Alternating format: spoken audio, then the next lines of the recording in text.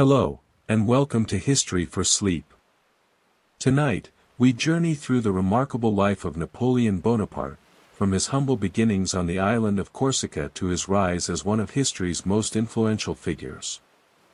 Let the story wash over you gently as we explore his world, his dreams, and his extraordinary path through history. Relax, settle in, and let yourself drift as we begin. The island of Corsica sits in the Mediterranean Sea like a mountain rising from azure waters. In the year 1769, this rugged island had only recently become part of France, purchased from the Republic of Genoa just 1 year earlier. The Corsican people were fiercely independent, proud of their traditions, and not entirely pleased with their new French rulers. Into this world of political tension and ancient customs, on the 15th of August 1769, a child was born who would one day reshape the map of Europe. The house stood in Ajaccio, the capital of Corsica, a modest dwelling that spoke of minor nobility rather than great wealth. Inside, Maria Letizia Ramolino Bonaparte labored to bring her fourth child into the world. She was a woman of remarkable strength and character, known throughout her life for her stern demeanor and practical wisdom. Her husband, Carlo Bonaparte, was a lawyer, a man who navigated the complex political waters of newly French Corsica with careful ambition. He had supported Pasquale Paoli, the Corsican independence leader, but when French rule became inevitable, Carlo adapted, securing a position as a representative of the Corsican nobility to the court of King Louis XVI. The baby boy was named Napoleon, after an uncle who had died the previous year. In the Corsican dialect, the name meant lion of the desert, though no one could have imagined how fitting that leonine association would prove to be. He was the second surviving son, having an older brother named Joseph. The Bonaparte family would eventually include 8 children who survived to adulthood, a large brood that would one day find themselves elevated to positions of power across Europe through their brother's extraordinary achievements. Corsica itself shaped the young Napoleon in ways both obvious and subtle. The streets of Ajaccio in Napoleon's childhood were narrow and winding, climbing the hillside above the harbor. The town was small by the standards of great European cities, but it was the beating heart of Corsican life on the western coast of the island. Fishermen brought their catches to the market each morning. The scent of the sea mingled with the fragrance of the maquis, the dense scrubland that covered much of the island, filling the air with the perfume of herbs and wild flowers. Church bells marked the hours, calling the faithful to prayer in the Italian language that was still used in religious services despite the new French administration. Young Napoleon was not an easy child. He had a fierce temper, a stubbornness that frustrated his parents and teachers, and an intensity of feeling that sometimes erupted in anger or tears. His older brother Joseph was calmer, more diplomatic, better suited perhaps to the social graces that smoothed one's path in life. But Napoleon possessed something else, a burning ambition, an intelligence that was evident even in childhood, and a will that would not be broken. When he played war games with the other children of Ajaccio, he insisted on being the general, organizing his young troops with a seriousness that seemed almost comical in one so small. His father recognized this drive and intelligence. Carlo Bonaparte had dreams for all his children, but he saw in Napoleon something special, a potential that needed to be cultivated. The family's finances were never abundant. They lived as minor nobility, maintaining appearances that strained their actual resources. Carlo's position provided some income, but there were many mouths to feed, and the future education of the boys would be expensive. It was therefore a great triumph when Carlo managed to secure scholarships for both Joseph and Napoleon to attend school in France. The arrangement required documentation of the family's nobility, paperwork that Carlo pursued with determination. The French crown offered scholarships to sons of impoverished nobility from recently acquired territories, a policy designed to create loyalty among local elites by giving their children French educations. For the Bonaparte family, this was a golden opportunity. Joseph would be groomed for the church, Napoleon for the military. These were suitable careers for the younger sons of noble families with limited means. In December of 1778, when Napoleon was just 9 years old, his father took him and Joseph from their island home to the mainland of France. For Napoleon, who had never left Corsica, this journey must have been filled with wonder and perhaps some trepidation. The sea voyage across to the French coast, the arrival in a land where everything was different, where people spoke French with elegant Parisian accents rather than the rough Corsican dialect of home, where the scale of cities and the sophistication of culture far exceeded anything Ajaccio could offer. They traveled to Autun first, where both boys would begin their French education. The Collège d'Autun was a religious school in Burgundy, intended to improve their French before they moved on to their respective vocations. For Napoleon, who spoke French poorly and with a heavy accent, this was a difficult period.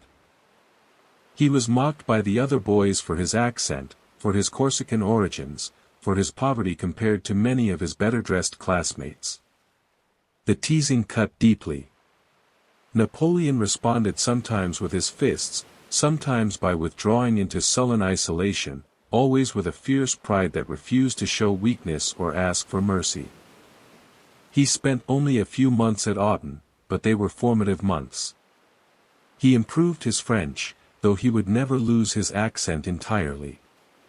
He experienced for the first time the sharp distinction between insider and outsider, between the metropolitan French who saw themselves as civilized and sophisticated, and the colonial subjects from places like Corsica who were viewed as provincial at best, barbaric at worst.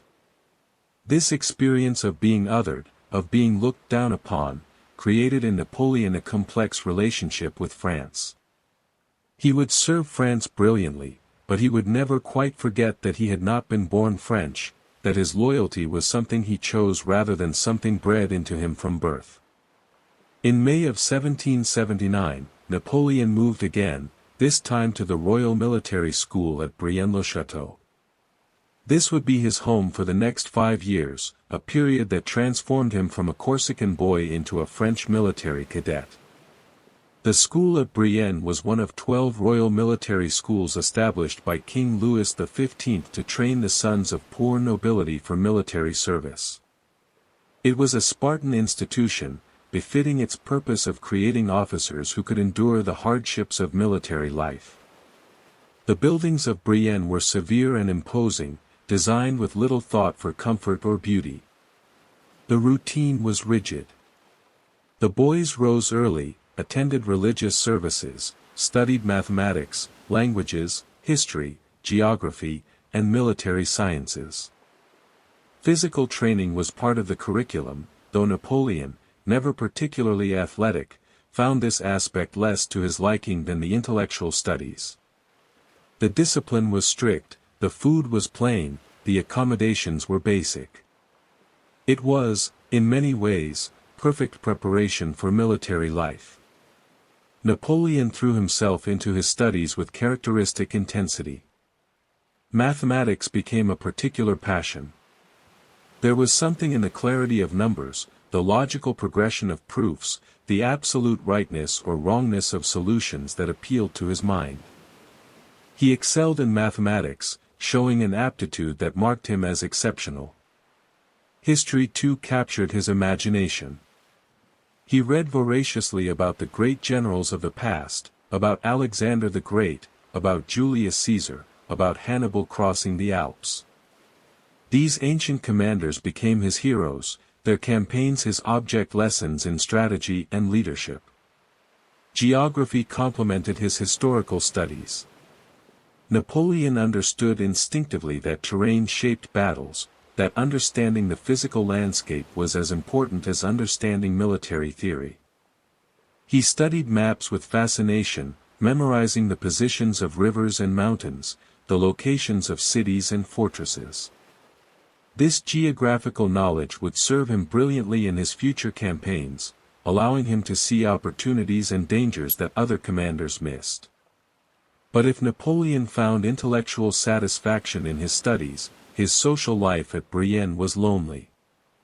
He had few friends among his fellow cadets. His Corsican accent still marked him as different. His poverty was evident in his shabby clothes, in his inability to afford the small luxuries that other boys took for granted. His intensity, his fierce pride, his quick temper all made him difficult to befriend. He spent much of his free time alone, reading in the library or walking in the school gardens, lost in thoughts of glory and achievement. There was one incident that became famous in later years, though its details were perhaps embellished in the retelling. During the winter, when snow blanketed the grounds of Brienne, Napoleon organized a massive snowball fight among the cadets. But this was no simple children's game. Napoleon divided the boys into armies, designated officers, planned strategies of attack and defense, and conducted the mock battle with the seriousness of an actual military engagement. His side won decisively, and the masters of the school, watching this display of precocious military talent, took note. Letters from home arrived infrequently, bringing news from Corsica that seemed increasingly distant from Napoleon's daily life. His mother wrote stern reminders to work hard and make the family proud. His father's letters spoke of financial difficulties, of the ongoing struggle to maintain the family's position and secure the futures of all the children. Joseph was studying to enter the church as planned. The younger children were growing up. Corsica itself was settling into French rule, though many Corsicans, including some of Napoleon's relatives, still harbored dreams of independence. Napoleon's feelings about his homeland during these years were complex and evolving. He wrote essays defending Corsica, celebrating its history and people, expressing anger at the French conquest. Yet at the same time, he was becoming increasingly French in his education and outlook. He read French literature, absorbed French military theory, studied French history. The contradiction between his Corsican loyalty and his French education created a tension within him, a sense of being caught between two identities, fully embraced by neither culture. His father's death in 1785 was a devastating blow. Carlo Bonaparte had traveled to France seeking treatment for stomach cancer, and died in Montpellier at the age of 38. Napoleon was just 15 years old. The news reached him at Brienne, and for the young cadet who had always been so fierce and proud, the loss was overwhelming. His father had been the architect of the family's fortunes, the one who had secured his sons' educations, the one who had believed in their potential for greatness. Now he was gone, and the family's financial situation, never secure, became precarious. Napoleon felt keenly his new responsibility as the effective head of the family. Joseph, though older, was studying for the priesthood and was in any case less forceful in personality.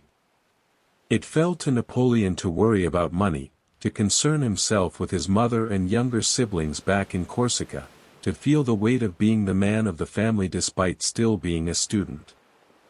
This premature burden of adult responsibility only increased his determination to succeed, to rise in the world and secure the Bonaparte family's position.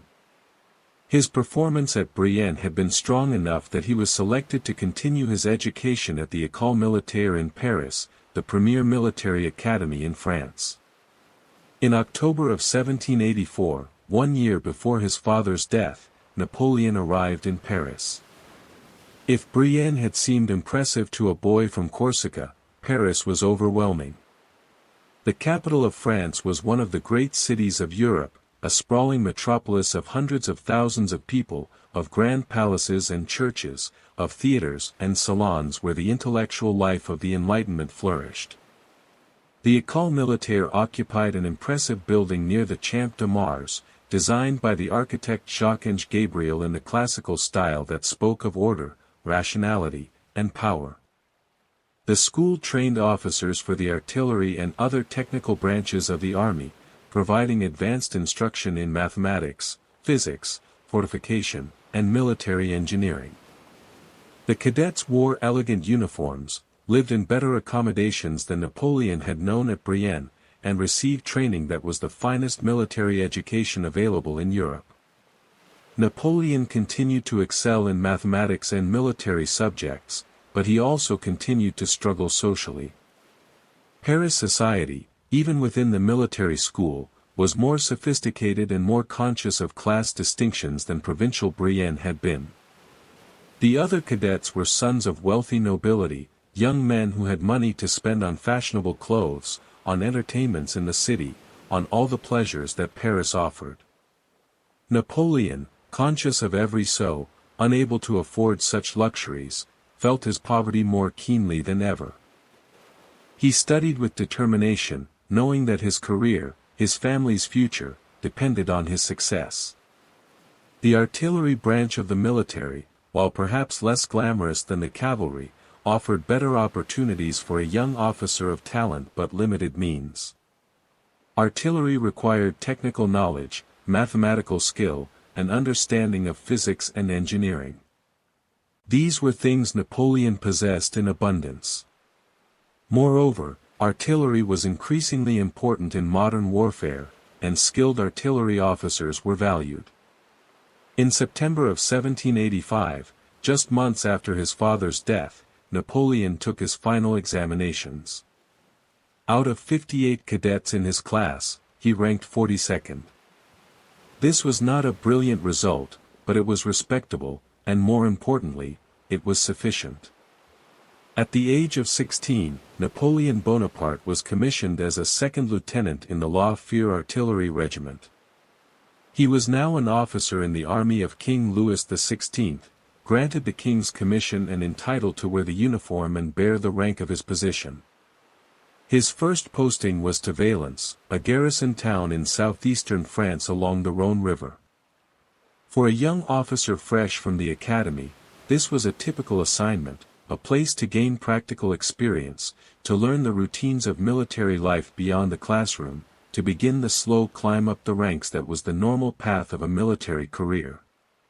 Napoleon arrived in Valence in November of 1785, taking lodgings in a modest room on the Rue Sainte-Croix, beginning the life of a junior officer on meager pay. The artillery barracks at Valence were functional rather than impressive, housing the regiment's men and officers, storing the cannon and equipment that were the tools of their trade. The daily routine involved drills and training, maintaining equipment, studying military manuals, and the general duties that occupied a peacetime garrison. For Napoleon, it was also a time of continued self-education. He read constantly, devouring books on history, philosophy, politics, and military theory. His reading was not that of a dilettante seeking entertainment, but of a serious student preparing himself for future greatness.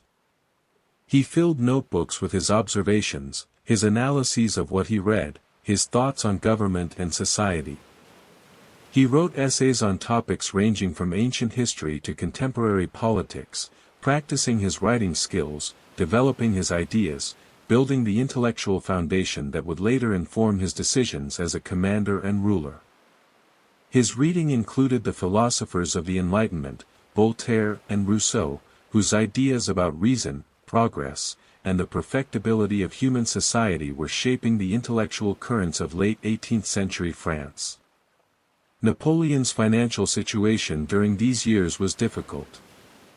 A second lieutenant's pay was modest, barely sufficient for a single man living frugally, and completely inadequate for someone who felt responsible for supporting his family. His mother and siblings in Corsica needed help. He sent what money he could, though it meant living with an economy that bordered on deprivation. His clothes were shabby, his meals were plain, his entertainments were few. He could not afford the social life that many officers enjoyed, the dinners and card games and visits to the theater that helped pass the time in a provincial garrison. Yet he did make some connections during his time at Valence. He befriended the Colombier family, whose home provided a welcoming refuge from the barracks. He gave lessons in mathematics to supplement his income. He continued to read and write, filling his limited free time with study rather than leisure. And he began to think more seriously about his future, about how a young officer of talent but no fortune might rise in the world, about what opportunities might exist for someone willing to seize them. Leave from the regiment allowed him to return to Corsica periodically. These visits home were bittersweet. Corsica was still his homeland, the place of his birth, the island whose landscapes and people he loved despite having spent most of his adolescence away. His family needed his presence, his advice, his financial help. His mother, Letizia, was managing the household and raising the younger children with her characteristic stern competence, but the Bonaparte family fortunes were declining. The estate at Marboeuf, which they hoped would provide income, was producing little. Legal disputes over property absorbed money and attention. Napoleon threw himself into family affairs during these visits, trying to help resolve property disputes, attempting to secure grants or positions that might bring in money, arguing with relatives and officials with a passion that sometimes did more harm than good. His temper, never well controlled, flared in these situations. His certainty that he was right, combined with his youth and relatively junior position, sometimes made him difficult to deal with. But his devotion to his family was unquestionable, and his determination to secure their future was absolute. In Corsica, he also became involved in the island's politics. Pasquale Paoli, the hero of Corsican independence who had fought against both Genoese and French rule, had been allowed to return from exile in England in 1789. Napoleon, who had idealized Paoli from childhood, sought to make contact with this legendary figure. He wrote to Paoli, expressing his admiration and his own passionate Corsican patriotism. For a time, Napoleon saw himself as potentially continuing Paoli's work, fighting for Corsican autonomy within the French system or perhaps even for renewed independence. But the political situation was complicated and soon to become more so. In 1789, while Napoleon was in France, revolution began. The calling of the Estates General, the formation of the National Assembly, the storming of the Bastille, the declaration of the rights of man and citizen, all of these momentous events marked the beginning of a transformation that would reshape not just France but all of Europe. The old order was crumbling. The absolute monarchy was being challenged. New ideas about liberty, equality, and popular sovereignty were being proclaimed and, increasingly, being enforced through violence.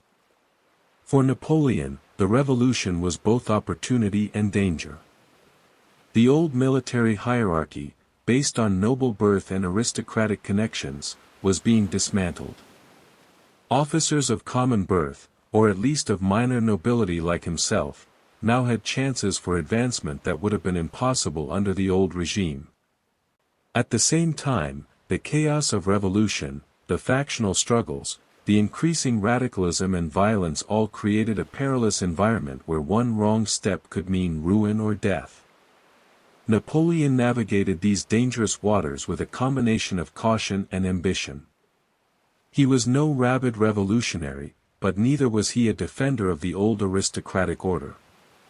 His reading of Enlightenment philosophy gave him sympathy for many revolutionary ideals. His own experience of being looked down upon by wealthy nobles gave him no love for aristocratic privilege. Yet he was also a military officer, sworn to serve France, and he understood the value of order and discipline. During the early years of the Revolution, Napoleon spent time both in France with his regiment and in Corsica with his family. The situation in Corsica was becoming increasingly complicated. Paoli, initially supportive of the revolution, began to move towards seeking British protection for Corsican independence. Napoleon, whose own feelings about France were complex but who had spent his formative years being educated as a French officer, found himself in disagreement with his childhood hero. The break between them was painful, a rupture that would eventually force the Bonaparte family to flee Corsica entirely. In 1792, the revolution entered a more radical phase. War broke out between revolutionary France and a coalition of European monarchies determined to suppress the revolution and restore the Bourbon monarchy. King Louis XVI, who had been reduced to a constitutional monarch, was accused of treason, tried, and executed in January 1793. The revolution had moved from reform to regicide, from constitutional change to terror. For army officers, these were treacherous times. Many officers of noble birth fled France or were arrested and executed. The revolutionary government was desperate for military talent but also suspicious of anyone with aristocratic connections. Napoleon, as a minor noble from Corsica, occupied an ambiguous position. He was noble enough that he might be suspect, but not so prominent that he was an obvious target. He was talented and educated, valuable to the Revolutionary War effort, but also an outsider, a Corsican, someone not quite fully French. He continued his military service, receiving promotions as the Revolutionary Army expanded and as more senior officers fled or were removed. By 1793, at the age of 23, he was a captain of artillery. His abilities were becoming known to those who worked with him. He had a gift for seeing the crucial point in a military situation, for understanding how artillery could be used most effectively, for planning operations with mathematical precision. The autumn of 1793 found Captain Napoleon Bonaparte in a France consumed by revolution and war. The terror had begun, that dark period when suspicion and denunciation could send anyone, no matter how loyal or innocent, to the guillotine. The wooden blade fell daily in the Place de la Révolution in Paris, and in provincial towns across France. The Committee of Public Safety, dominated by Maximilien Robespierre and his allies, ruled France with an iron fist, executing thousands in the name of protecting the revolution from its enemies, both foreign and domestic. The Revolutionary Tribunal heard cases in the morning and sent the condemned to their deaths by afternoon. The sound of the tumbrils, those carts that carried prisoners to execution, became a familiar part of the daily rhythm of French cities. The European powers, horrified by the execution of King Louis XVI in January of that year and fearful that revolutionary ideas might spread like a contagion to their own territories, had formed a coalition against France. The First Coalition, as historians would later call it, united the great monarchies of Europe in a common cause. Austria and Prussia, ancient rivals who had fought each other for generations, now joined forces against revolutionary France. Spain, sharing a border with France along the Pyrenees, added its armies to the coalition. The Kingdom of Piedmont-Sardinia in northern Italy contributed its forces. And most formidably, Great Britain, the world's greatest naval power and a nation of vast wealth, committed its fleet and its treasury to the destruction of the French Revolution. The military situation was desperate. France faced enemies on multiple fronts, a ring of hostile armies pressing in from all sides. To the north, in Flanders and along the Belgian frontier, Austrian and Prussian armies threatened the heartland of France. To the east, along the Rhine, more Austrian forces, supported by various German princes who feared revolutionary France, maintained pressure on French defenses. To the southeast, in the Alps, the Piedmontese held the mountain passes. To the south, Spanish armies had crossed the Pyrenees. And along the Mediterranean coast, in the vital naval port of Toulon, disaster had struck in a form that threatened the entire revolutionary project. Toulon was more than just a city. It was France's most important Mediterranean naval base, home to a significant portion of the French fleet. Its dockyards could build and repair warships. Its arsenals stored vast quantities of naval supplies, gunpowder, cannon, rope, sailcloth, all the materials necessary to maintain a fleet. The harbor was deep and well protected, capable of sheltering dozens of warships. For revolutionary France, already struggling to defend itself on land, control of Toulon was essential to maintaining any naval presence in the Mediterranean. But Toulon had never been fully committed to the revolution. The city had royalist sympathies, loyalty to the old order, connections to the noble families and commercial interests that the revolution threatened. When the Terror began, when the revolutionary government in Paris grew increasingly radical and violent, the city fathers of Toulon made a fateful decision. In August of 1793, they declared against the revolution, proclaimed their loyalty to the infant Louis XVII, the son of the executed king, and invited British and Spanish forces to occupy the city and protect it from revolutionary vengeance. The British response was swift and enthusiastic. Admiral Lord Hood, commanding British naval forces in the Mediterranean, sailed his fleet into Toulon harbor. British troops disembarked and took up positions in the city's fortifications. Spanish forces arrived to support them. Neapolitan troops from the Kingdom of Naples joined the garrison. French royalist soldiers, refugees from revolutionary armies or deserters who opposed the new regime, swelled the defending forces. Within weeks, Toulon had become a fortress held by a coalition of forces numbering perhaps 15,000 soldiers and sailors, defended by powerful fortifications on land and by the guns of the British fleet in the harbor. For the revolutionary government in Paris, the loss of Toulon was both a strategic disaster and a symbolic humiliation. They ordered the recapture of the city at all costs. A revolutionary army was assembled, the Army of Italy drawing troops from garrisons throughout southeastern France. The army marched to Toulon and established siege lines around the city, but the initial efforts to recapture it were ineffective, marked by poor coordination, inadequate planning, and command disputes. The siege dragged on through the late summer and into autumn, making little progress, while the defenders strengthened their positions and the British fleet dominated the harbor. The commander of the artillery for the besieging force was wounded in early September, creating a vacancy in a crucial position. Artillery was the arm of military service that required the most technical knowledge, mathematical skill, and engineering expertise. Finding a capable artillery commander was essential to any siege operation, and the revolutionary army at Toulon desperately needed someone who could organize and employ their guns effectively. It was in these circumstances that Captain Napoleon Bonaparte arrived at Toulon in September of 1793. He had been serving with the Army of Italy, stationed in Nice, when orders came for him to proceed to Toulon and take command of the artillery. The journey along the coastal road from Nice to Toulon took him through the beautiful but rugged landscape of Provence, where the Mediterranean sparkled blue to the south and the hills rose steep and covered in scrubland to the north. The road was crowded with military traffic, supply wagons struggling along the rutted paths, soldiers marching in columns, the organized chaos of an army at war. Napoleon was 24 years old when he arrived at the siege of Toulon. He had been a captain for only a few months, his promotion following his earlier service.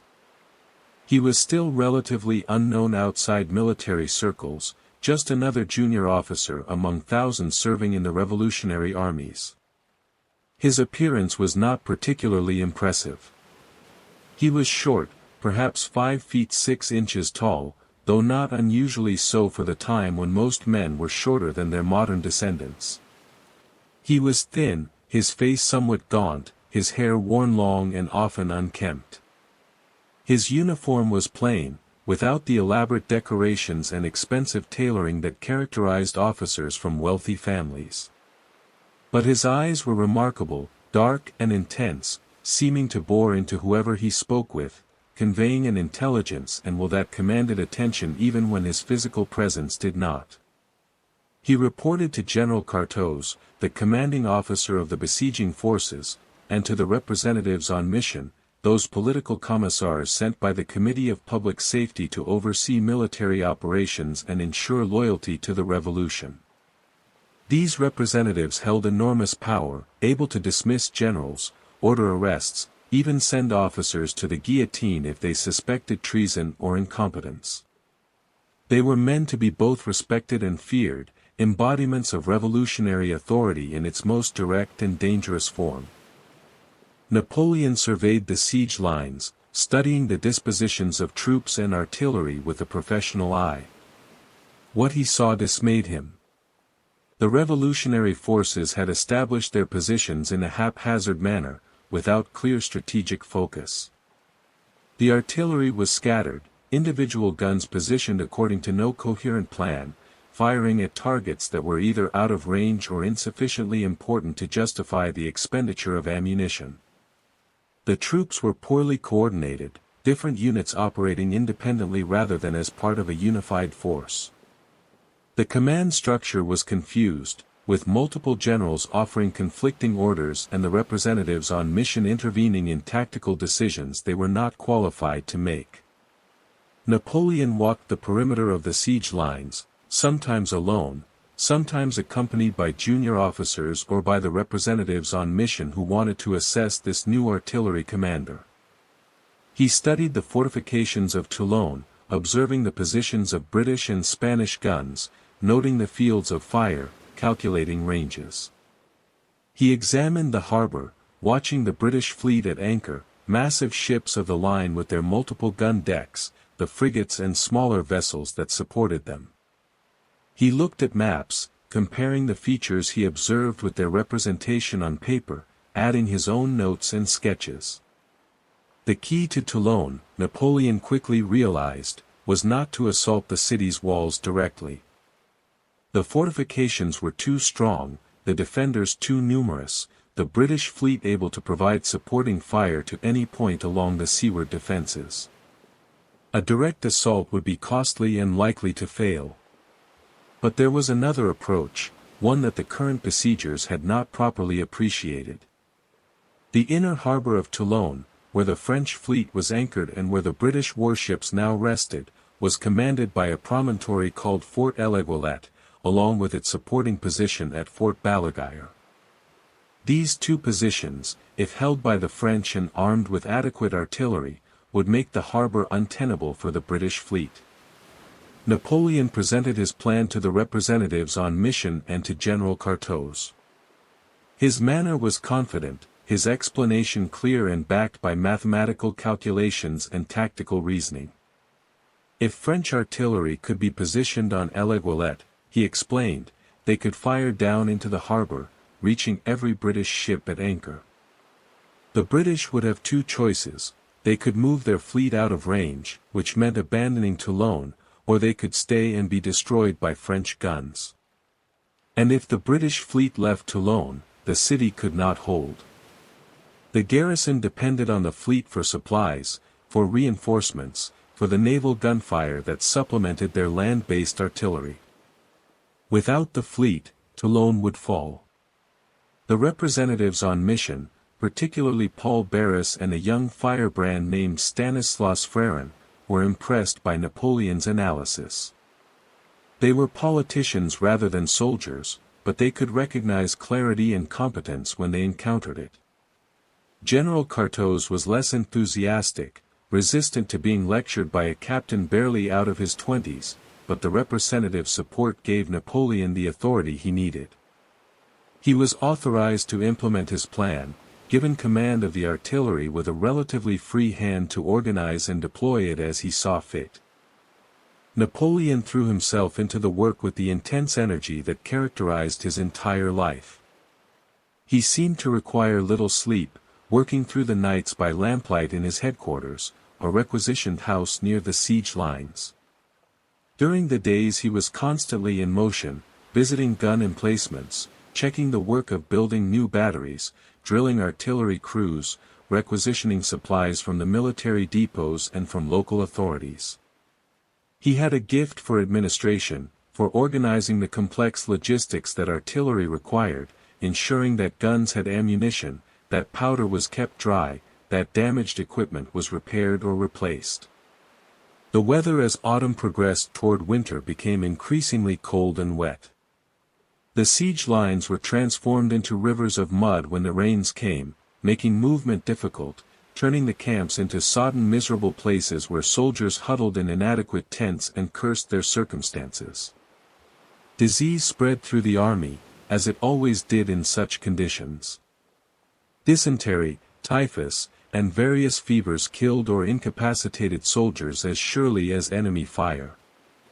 The hospitals, such as they were, filled with sick and dying men, attended by surgeons who had little to offer beyond amputation for wounds and prayer for disease.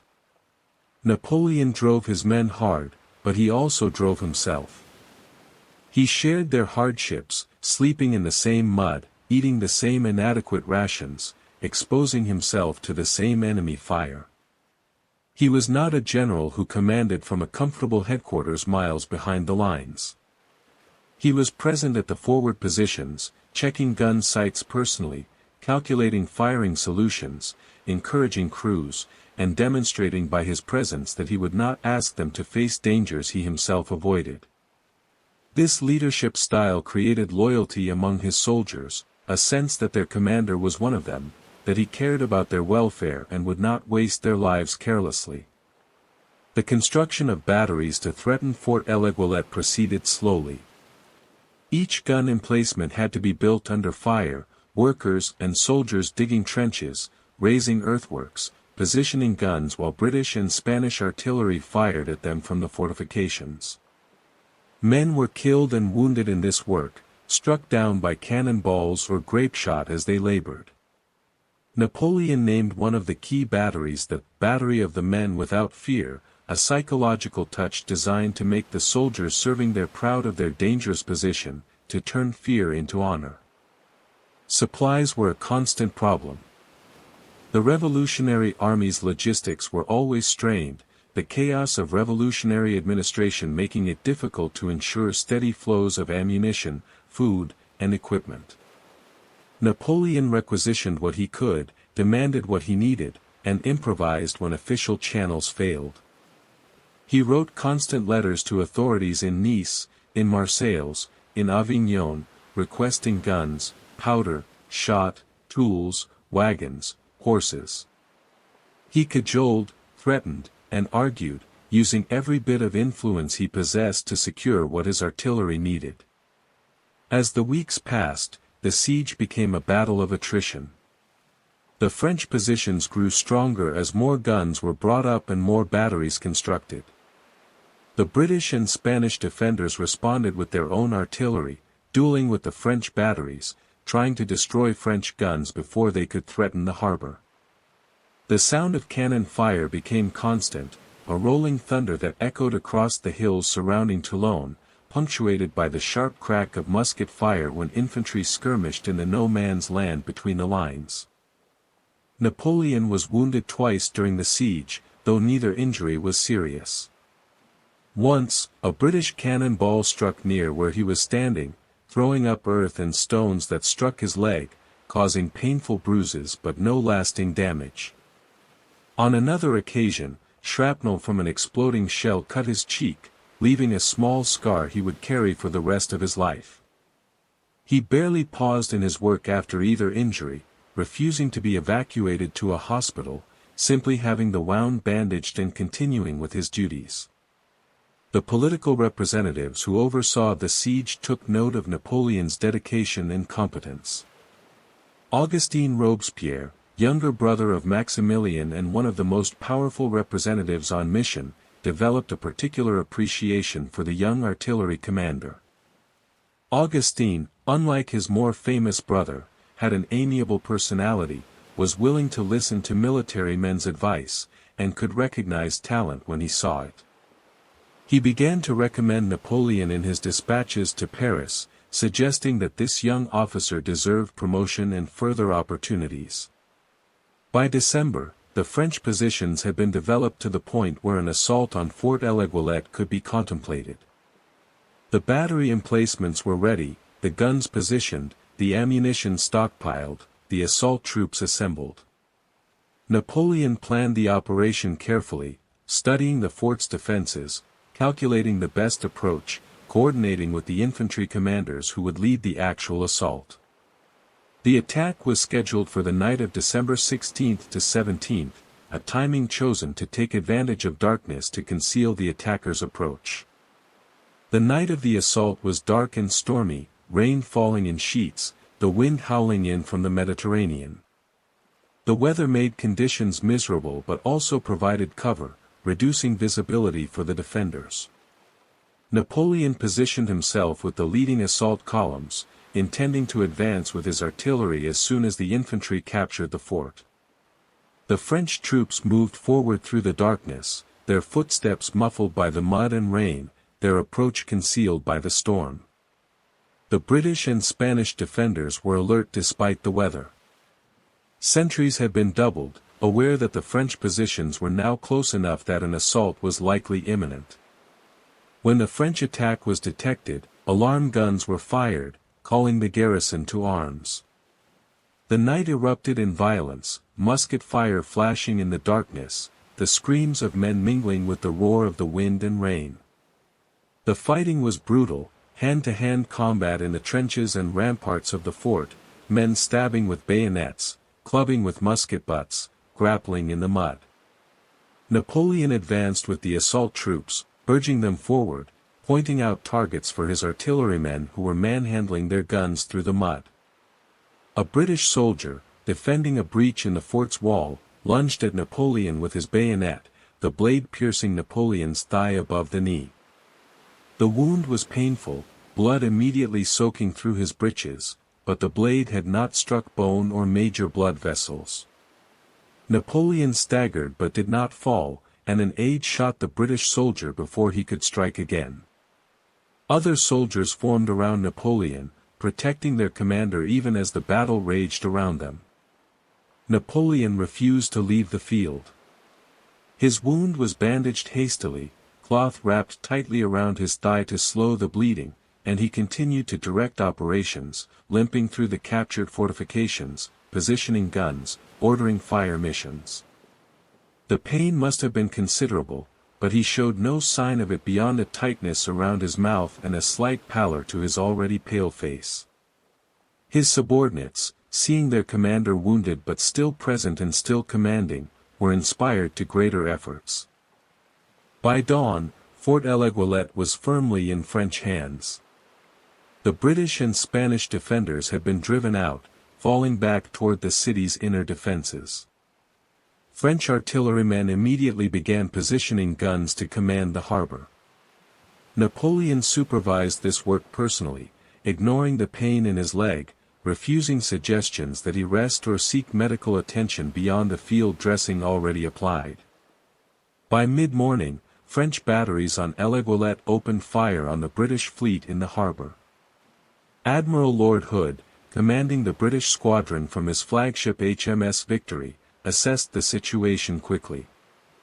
His ships, at anchor in the harbor, were now vulnerable to plunging fire from French guns on the heights. He could not effectively return fire against land-based artillery positioned above him.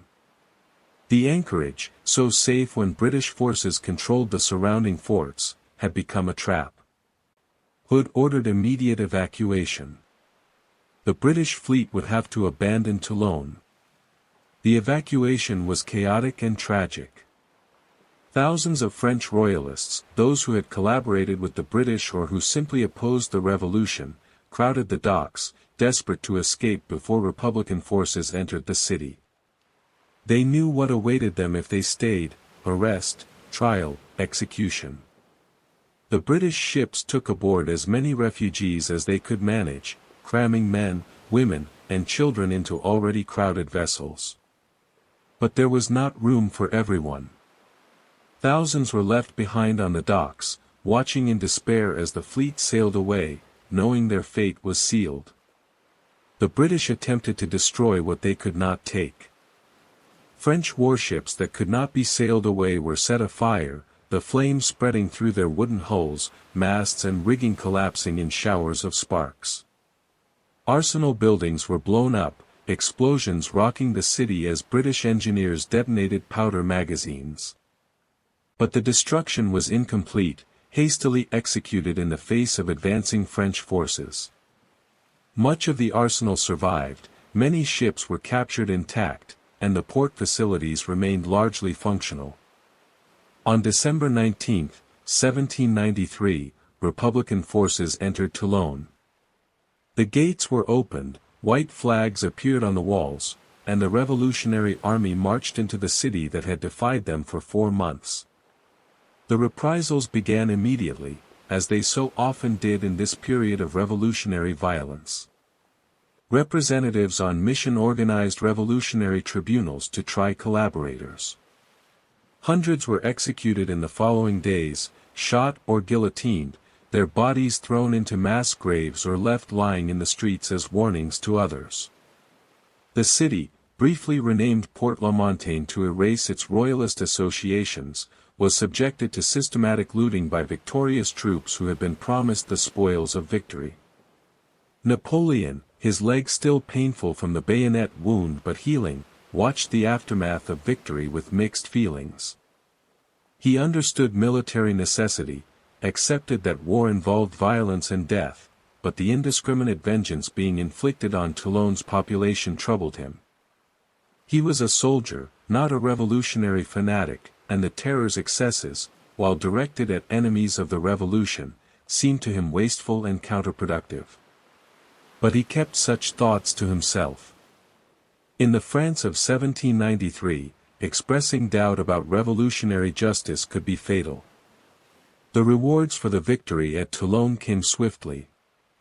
In the dispatches sent to Paris, Napoleon was credited as the principal architect of success. His strategy of seizing L'Aiguillette had forced the British evacuation. His organization of the artillery had made the victory possible.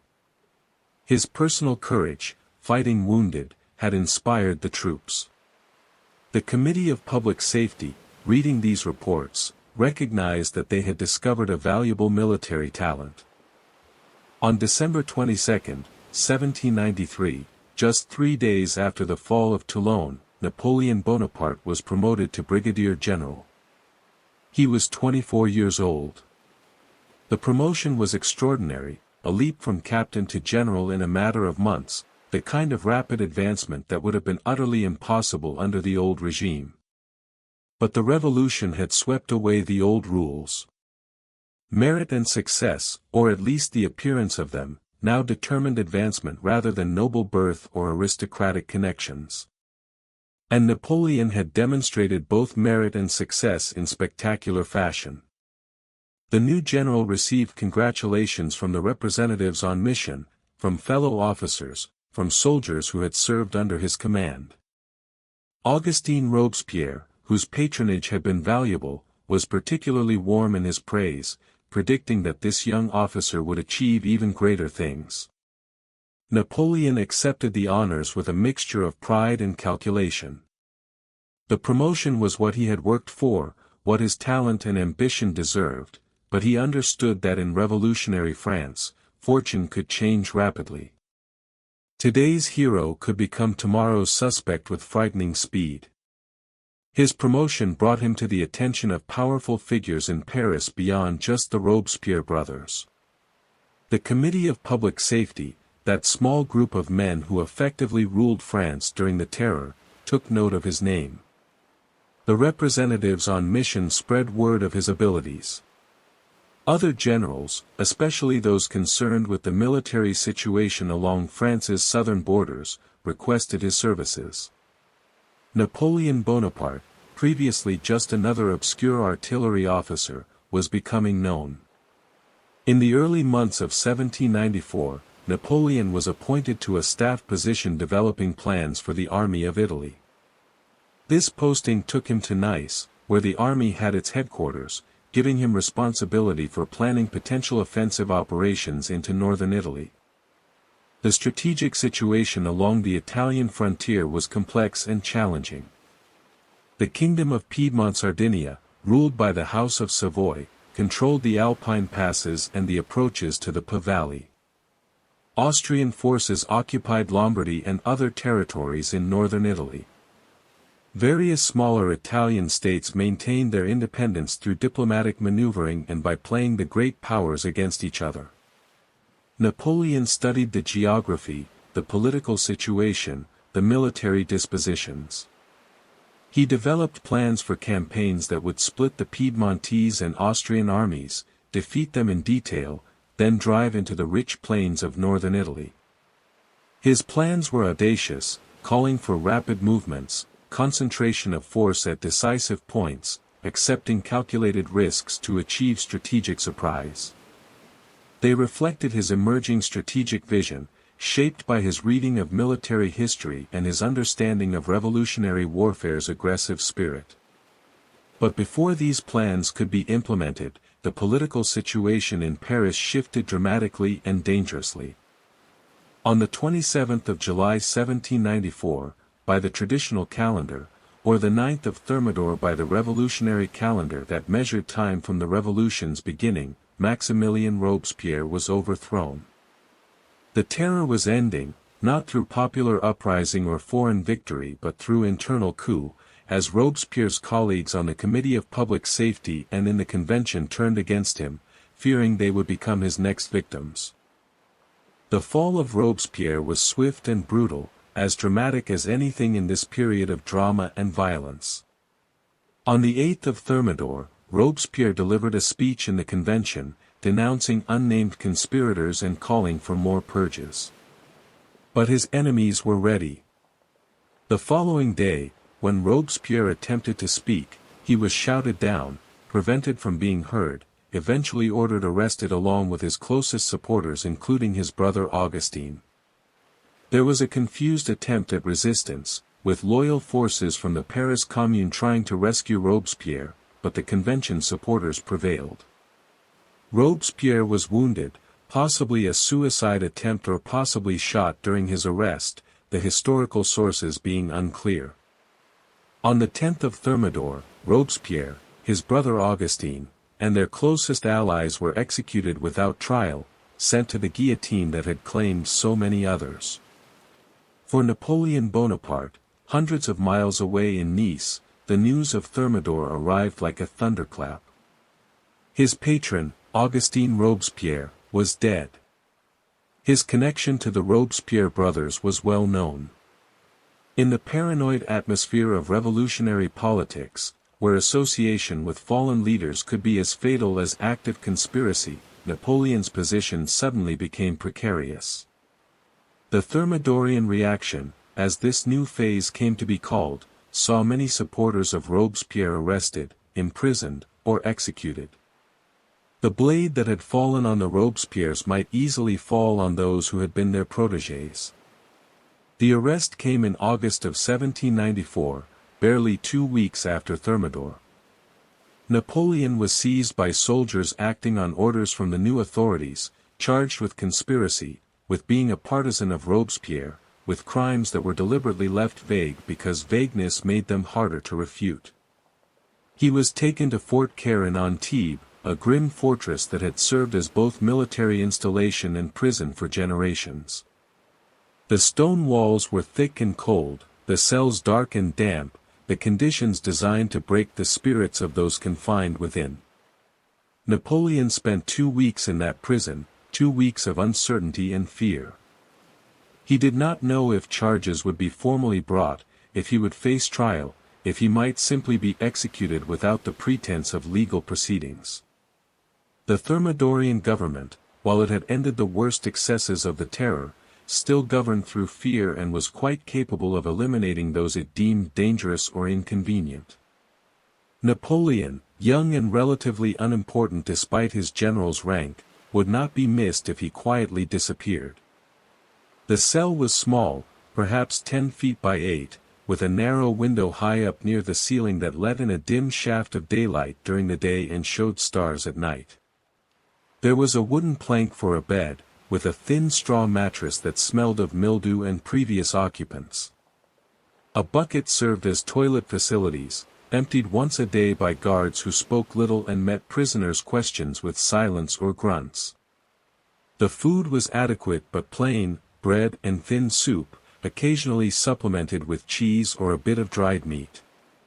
Napoleon had lived simply throughout his life, accustomed to deprivation and discomfort, but the uncertainty, the not knowing what would happen next, was harder to bear than physical hardship.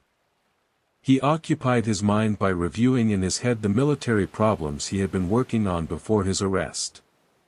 He mentally composed letters he would write if he were released, arguments he would make in his defense if he were tried. He thought about his family in Corsica, about his mother and his siblings who depended on him, who would suffer if he were executed or remained imprisoned. He thought about his wife Josephine, though they had not yet married at this point, indeed had not yet met. He thought about his career, his dreams of glory, which seemed likely to end in this dark cell rather than on the battlefield. But Napoleon's arrest, it turned out, had been more precautionary than anything else. The representatives on mission who had worked with him at Toulon, except for the Robespierre brothers, testified on his behalf. His military record was examined and found exemplary. The charges, never very specific to begin with, were found to be unsubstantiated. After 2 weeks of confinement, Napoleon was released, cleared of suspicion, his general's rank restored, and ordered to return to duty. He emerged from Fort Care a free man but a changed one. The experience of arbitrary arrest, of facing possible execution for political association rather than any actual crime, had taught him lessons about revolutionary politics and the dangers of becoming too identified with any faction. Napoleon would remain throughout his life wary of ideological commitment, suspicious of political movements, believing more in personal loyalty and pragmatic self-interest than in abstract principles. The revolution had given him opportunities, but it had also shown him how quickly revolutionary justice could turn on anyone. He returned to his duties with the army of Italy, but the situation had changed. The Thermidorian government, while less bloodthirsty than Robespierre's regime, was also less efficiently organized and less militarily aggressive. Napoleon's plans for an Italian campaign were reviewed and shelved. The new authorities were more concerned with consolidating power domestically than with pursuing ambitious foreign campaigns. Napoleon found himself once again in a backwater position, planning operations that would not be executed, commanding troops that were not going anywhere. The months following his release were frustrating ones. Napoleon was based sometimes in Nice, sometimes making brief visits to Paris seeking appointments to more active positions, sometimes returning to Corsica to deal with family affairs. The Bonaparte family's situation in Corsica had become untenable. Pasquale Paoli, the independence leader whom young Napoleon had once idolized, had broken definitively with revolutionary France and was seeking to place Corsica under British protection. The Bonaparte family, identified with France, had been forced to flee, becoming refugees, settling in Marseilles where they lived in reduced circumstances, dependent on Napoleon's generals' pay for support. Napoleon's mother, Letizia, managed the household with her characteristic stern competence, but she was not happy.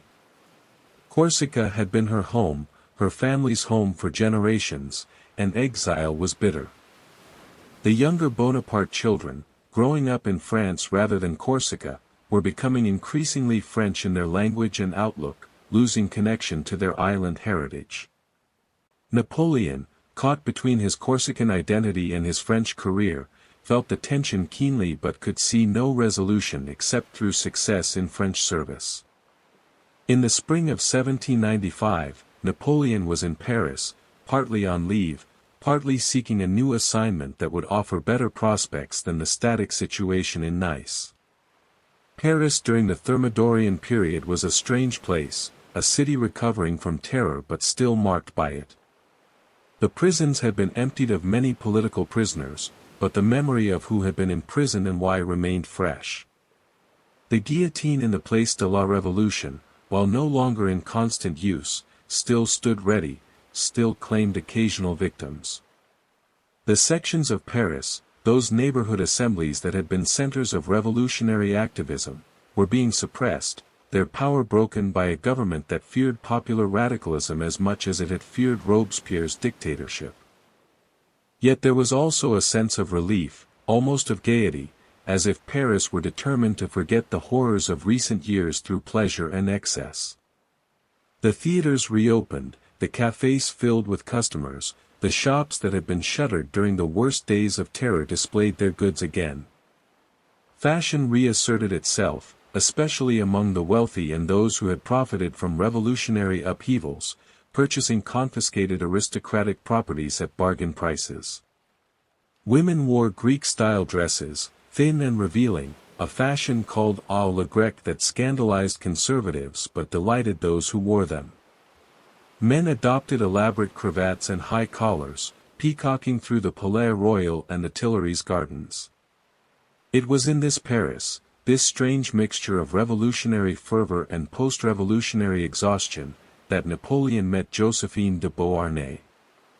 The meeting took place at one of the many salons that flourished in Thermidorian Paris, gatherings where politicians, military officers, intellectuals, and society figures mingled, discussing politics and art, making connections, conducting the social business that was as important as any official business for advancing one's position. Josephine was 32 years old when she met Napoleon, 6 years older than him. She was a widow, her husband Alexander de Beauharnais having been executed during the Terror despite his service as a general in the revolutionary armies. She had herself been imprisoned, had faced the possibility of execution, had been released only after Thermidor ended the Terror. She had 2 children from her first marriage, Eugene and Hortense, young adolescents for whom she needed to secure futures. Her financial situation was precarious, the inheritance from her first husband largely consumed, her lifestyle maintained through loans and the generosity of admirers. She was beautiful, with a grace and elegance that enchanted Napoleon from their first meeting. She moved through Parisian society with ease, knew everyone who mattered, understood the intricate social politics of post-revolutionary France. She was sophisticated in ways that Napoleon, for all his intelligence and ambition, was not. His childhood in Corsica, his years in military schools, his time with armies in the field had left him knowledgeable about warfare and tactics but ignorant of social graces. He could plan a siege or command artillery with brilliant competence but stumbled through small talk at parties. Josephine represented everything he lacked, a social polish and aristocratic manner that he found both attractive and useful. Napoleon courted Josephine with an intensity that seemed at odds with his usual practical nature. He wrote her passionate letters, declarations of love that were almost embarrassing in their emotionality, pouring out feelings that he normally kept locked away. He pursued her with the same focused determination he brought to military problems, and like many of his military campaigns, his courtship was ultimately successful. Whether Josephine loved him in return is less clear. She was fond of him certainly, attracted by his obvious intelligence and rising career prospects.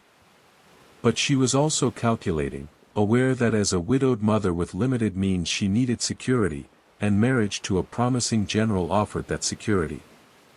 They were married on March 9, 1796, in a brief civil ceremony. It was not a grand affair, befitting Napoleon's limited finances and Josephine's somewhat ambiguous social position. The witnesses were few, mostly friends and family members. Napoleon wore his general's uniform, Josephine wore a simple dress, fashionable but not ostentatious.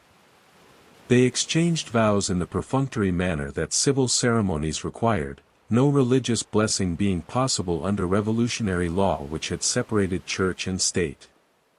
The marriage register recorded their names, their ages, their status as citizens of the Republic. 2 days after his wedding, Napoleon left Paris. He had received a new appointment, one that would finally give him the opportunity he had been seeking. He was named commander of the Army of Italy, not merely its artillery or a subordinate position but command of the entire army. It was an extraordinary appointment for someone so young, only 26 years old, and with limited experience commanding large formations. But the Directory, the new government that had replaced the convention after a new constitution was adopted, needed generals who could win victories. The war against the First Coalition continued, and while France had achieved some successes, pushing enemies back from its borders, the overall military situation remained challenging. The journey from Paris to Nice, where the Army of Italy had its headquarters, took Napoleon south through France in early spring. The roads were muddy from winter rains, but the landscape was beginning to show signs of renewal, early flowers blooming in the fields, trees budding, the promise of warmth after the cold months. Napoleon traveled in a carriage, accompanied by a small staff, his mind already focused on the campaign ahead, on the army he would command, on the strategic opportunities and challenges he would face. He arrived in Nice in late March of 1796 to take formal command of his army. What he found was not encouraging. The Army of Italy numbered perhaps 40,000 men on paper, but actual strength was considerably less due to sickness, desertion, and the various detachments scattered along the frontier. The soldiers were unpaid, their salaries months in arrears, the revolutionary government chronically short of funds and unable to meet its obligations to the troops. Many soldiers lacked proper uniforms, wearing whatever clothing they could obtain, a motley appearance that would have shocked officers of the old royal armies accustomed to seeing troops in standardized dress. Shoes were in particularly short supply, thousands of men marching barefoot or with rags wrapped around their feet. The army's morale, predictably given these material conditions, was poor. The soldiers had been static for too long, holding defensive positions in the mountains, achieving nothing, suffering hardship without purpose. Discipline had eroded, with theft and desertion commonplace. Officers quarreled among themselves, divided by regional loyalties and personal rivalries.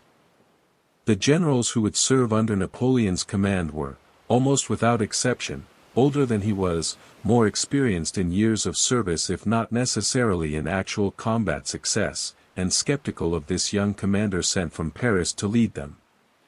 Napoleon's first meeting with his senior officers took place in Nice, in a room that served as army headquarters, maps covering the walls, documents piled on tables, the organizational chaos of a poorly administered military force evident in every corner.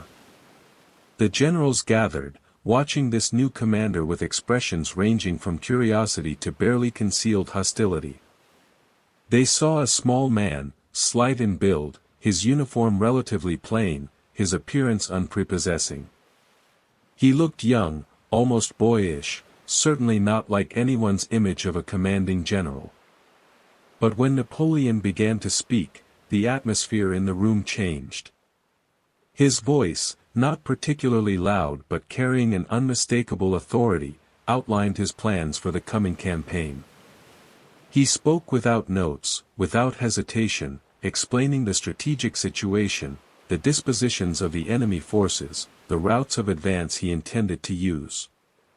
He detailed how they would split the Austrian and Piedmontese armies, defeat them separately, then drive into northern Italy. He spoke of speed, of concentration of force, of seizing opportunities before enemies could react. His knowledge of the terrain, of the positions of roads and rivers, of the capabilities and limitations of the forces available, was evident in every sentence. He promised them victory. He promised their soldiers pay, gathered from the rich Italian cities they would conquer.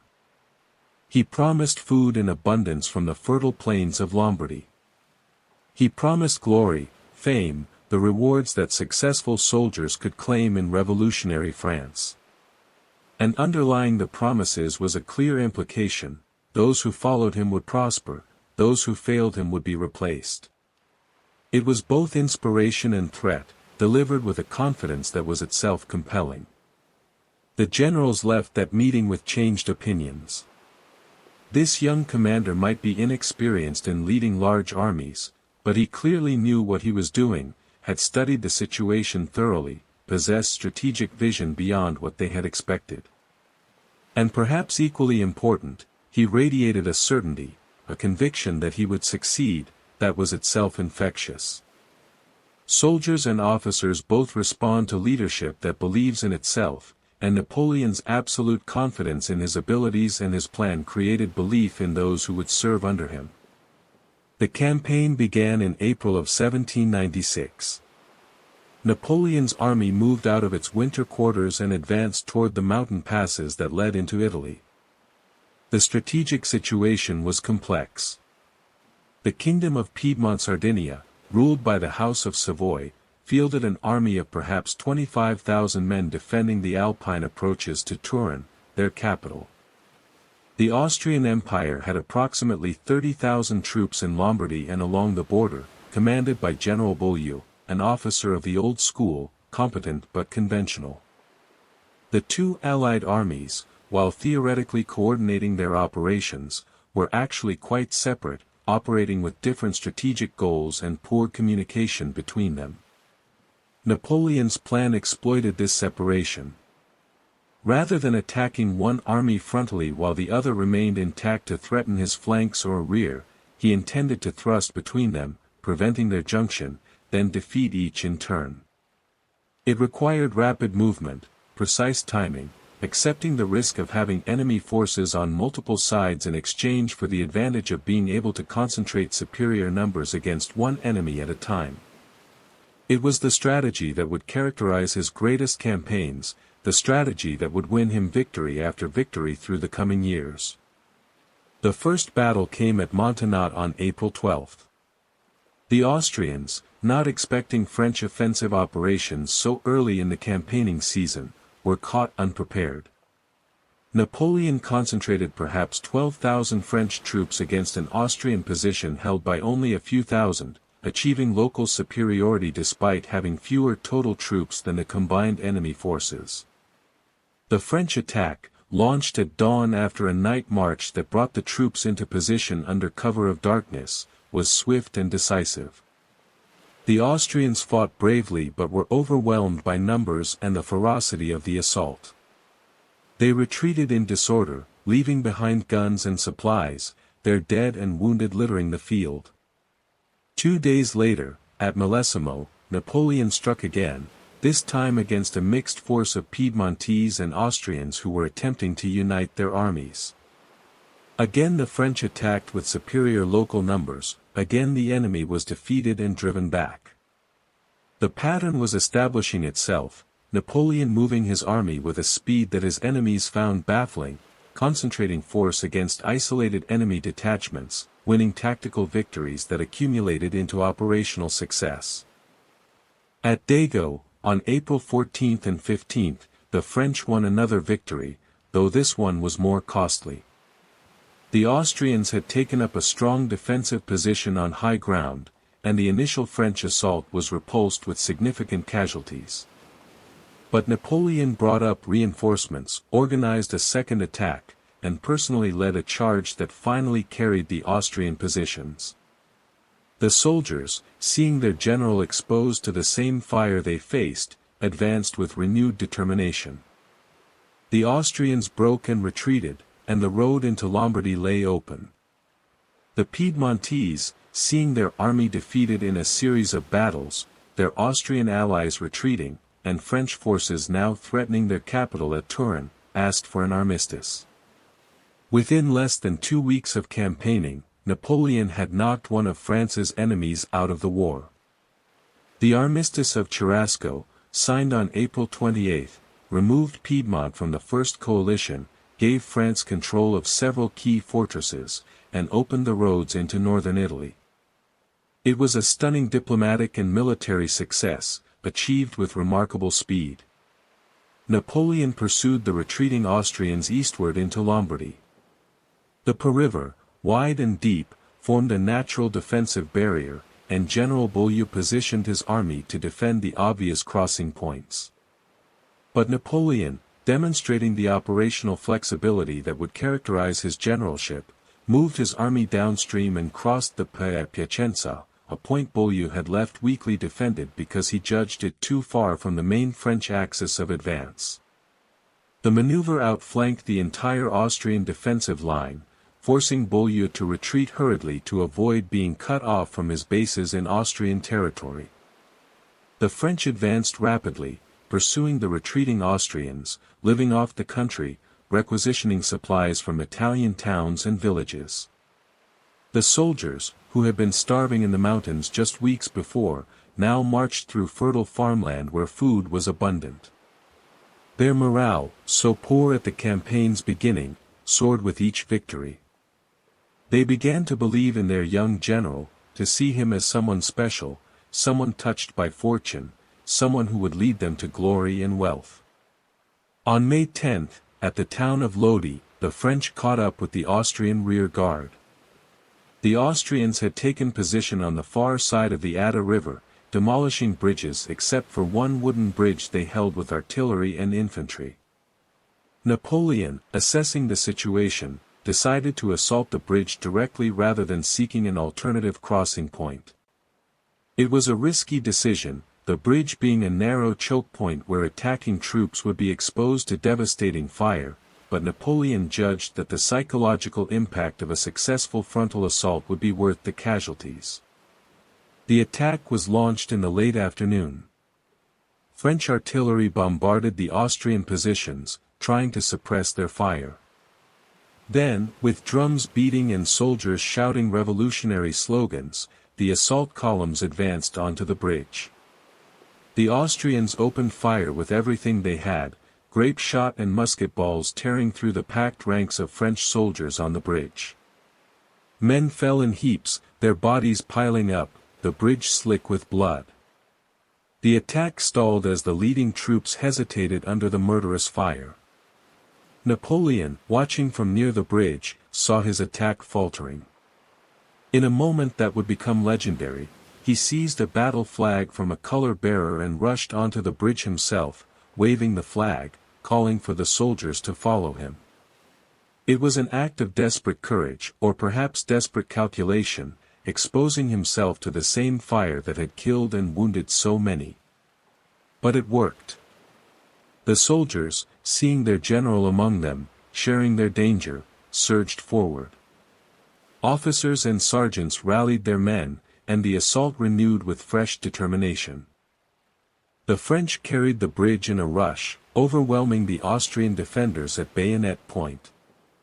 Once across, they deployed into attack formation and drove the Austrians from their positions in fierce hand-to-hand fighting.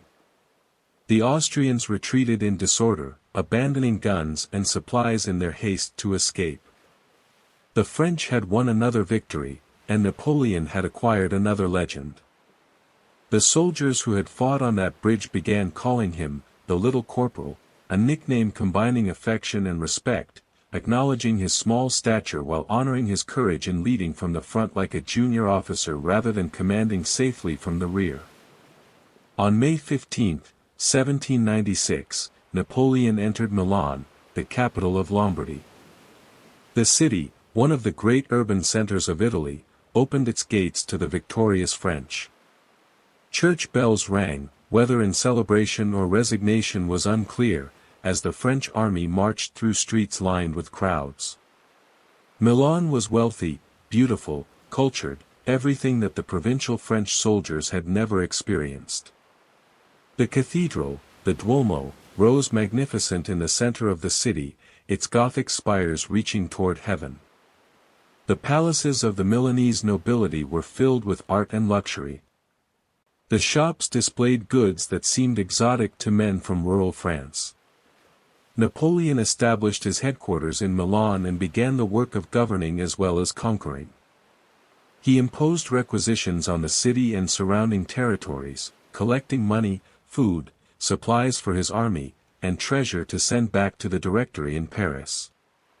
The Directory, chronically short of funds, desperately needed the wealth that Italy could provide, and Napoleon made sure to send regular shipments of gold and valuables back to France, maintaining political support for his continued campaign. But Napoleon also showed political sophistication beyond mere looting.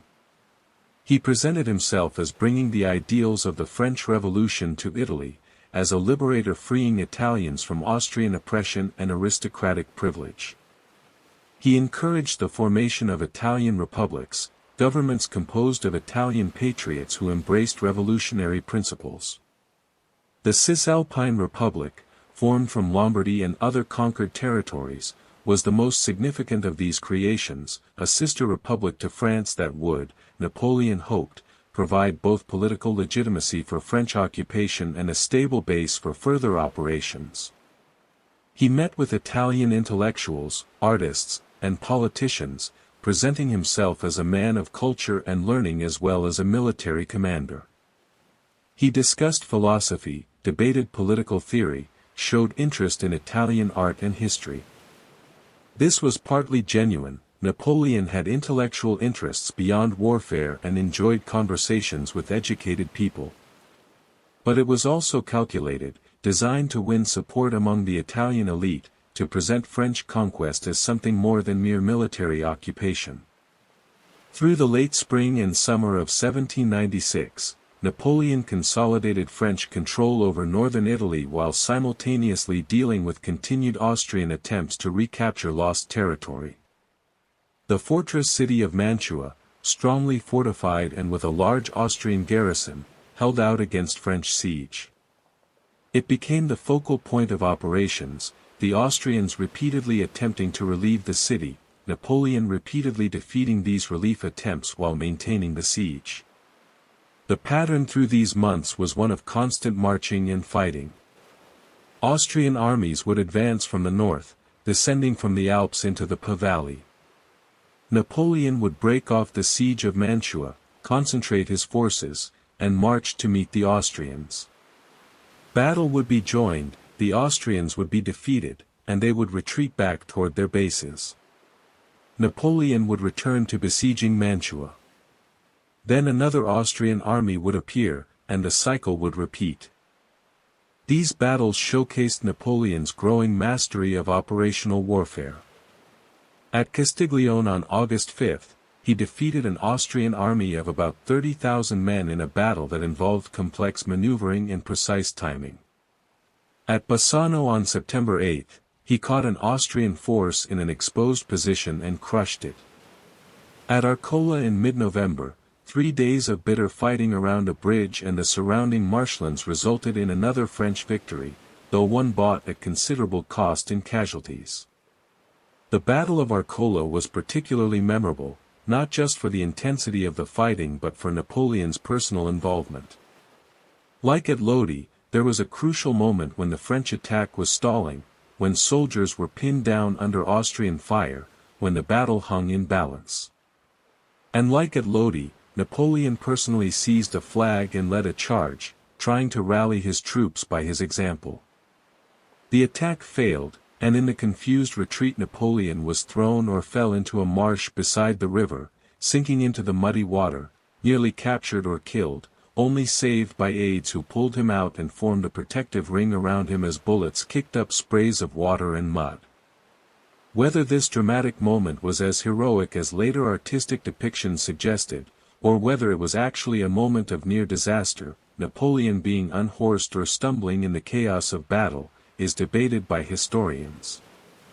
But the image, Napoleon with flag in hand, advancing into fire, became iconic, reproduced in paintings and prints, part of the legend that was building around him. By January of 1797, the Austrians made one final attempt to relieve Mantua.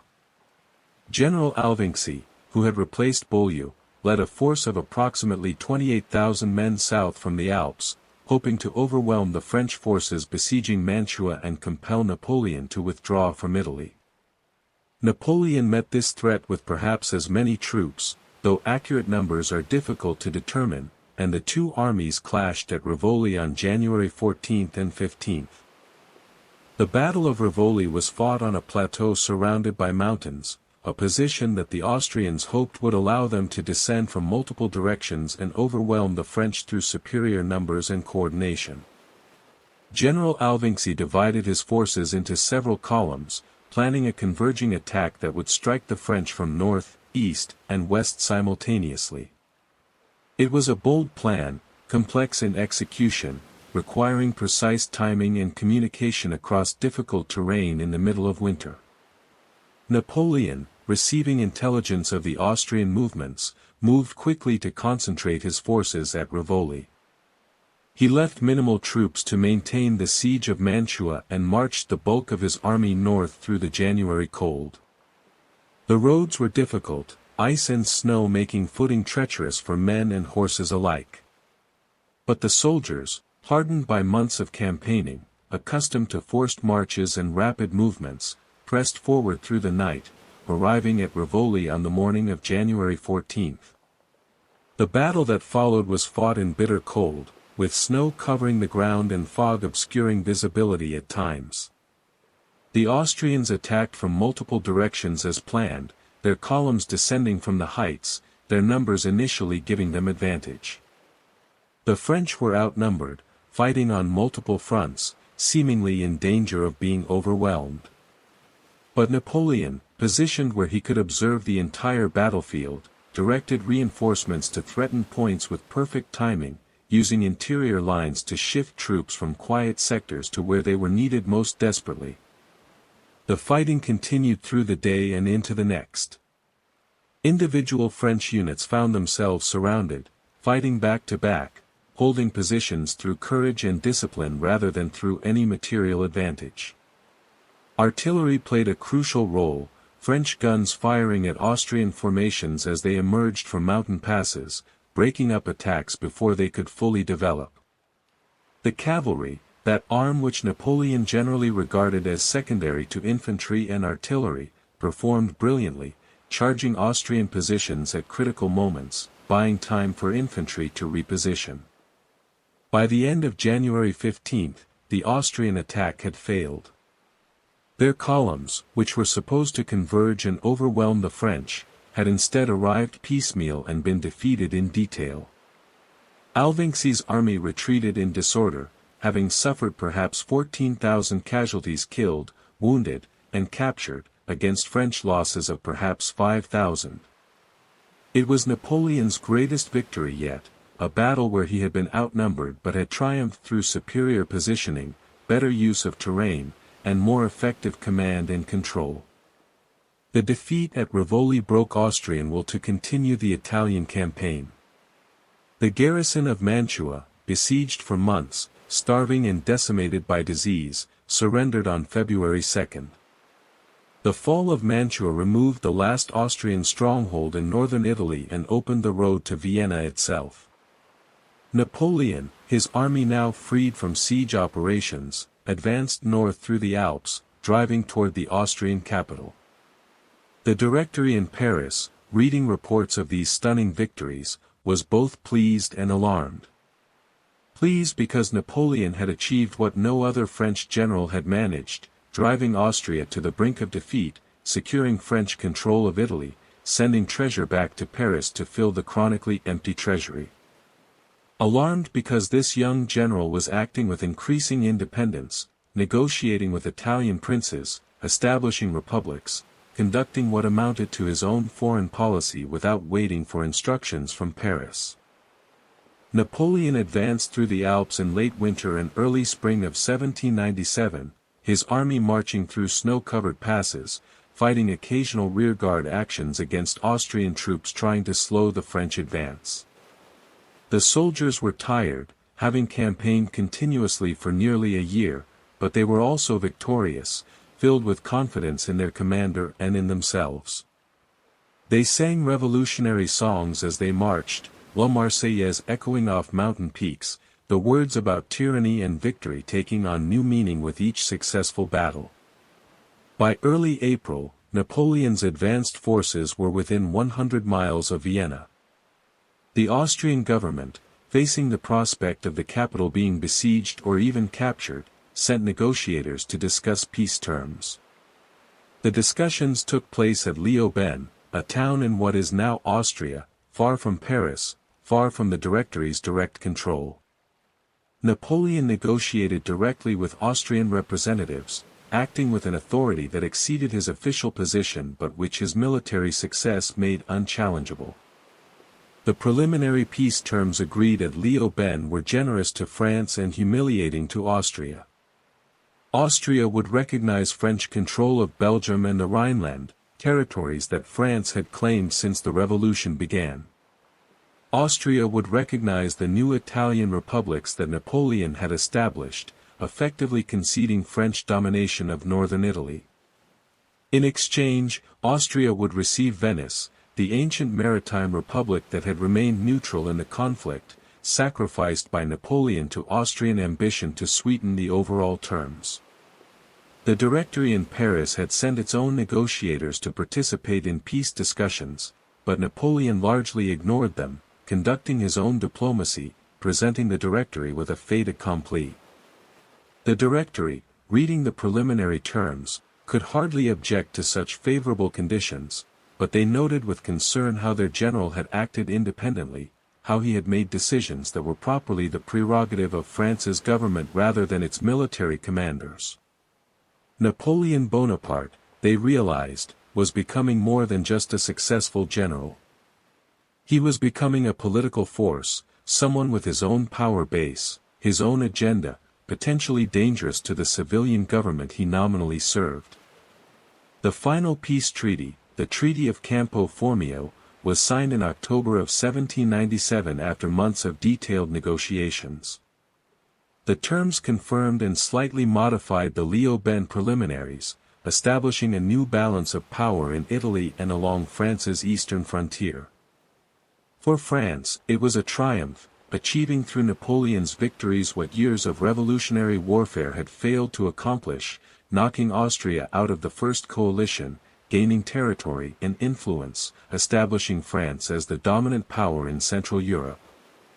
Napoleon returned to Paris in December of 1797, traveling from Italy in a journey that was more triumphal procession than simple military movement. In each town and city through which he passed, crowds gathered to see the conquering hero, the general who had defeated Austria, who had brought glory and treasure to France.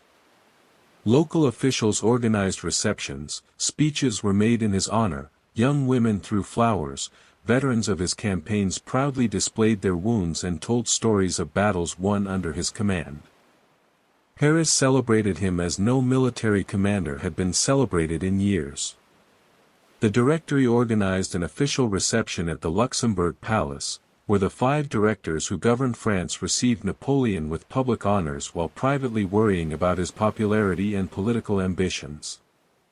Napoleon, for his part, played the role of the modest Republican general, speaking of his devotion to France and the Revolution, of his desire for peace after years of war, of his simple wish to serve the Republic however it might need him.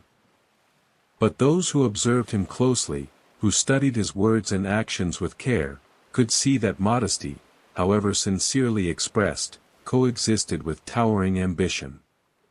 Napoleon was 28 years old, already one of the most famous men in France, probably the most famous military commander in all of Europe.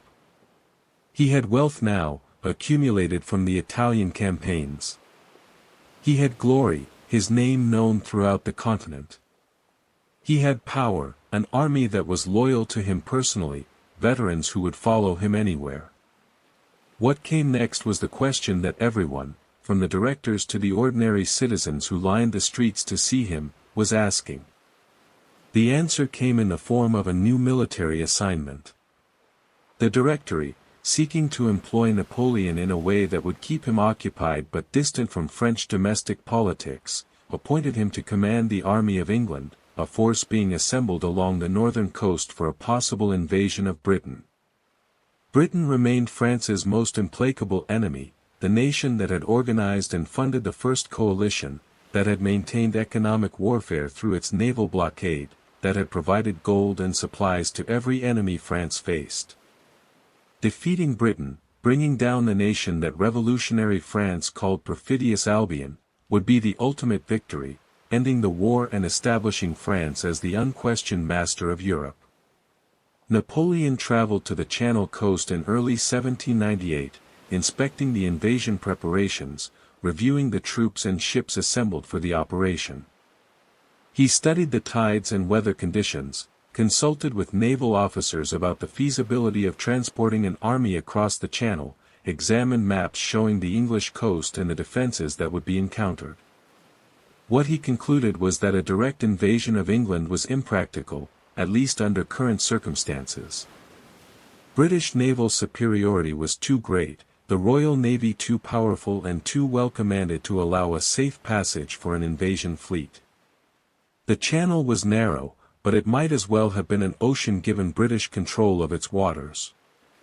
But Napoleon proposed an alternative, a campaign that would be both strategically valuable and dramatically appealing. He suggested an invasion of Egypt, an expedition that would strike at British interests in the Mediterranean, potentially threaten Britain's route to India, and establish a French presence in the Middle East. Egypt was nominally part of the Ottoman Empire, ruled from Constantinople by Sultan Selim III, but in practice it was independent, governed by the Mamelukes, a warrior caste descended from slave soldiers who had seized power centuries earlier. The Directory approved Napoleon's proposal, partly because they saw merit in the strategic reasoning, partly because an Egyptian expedition would take Napoleon far from Paris for an extended period.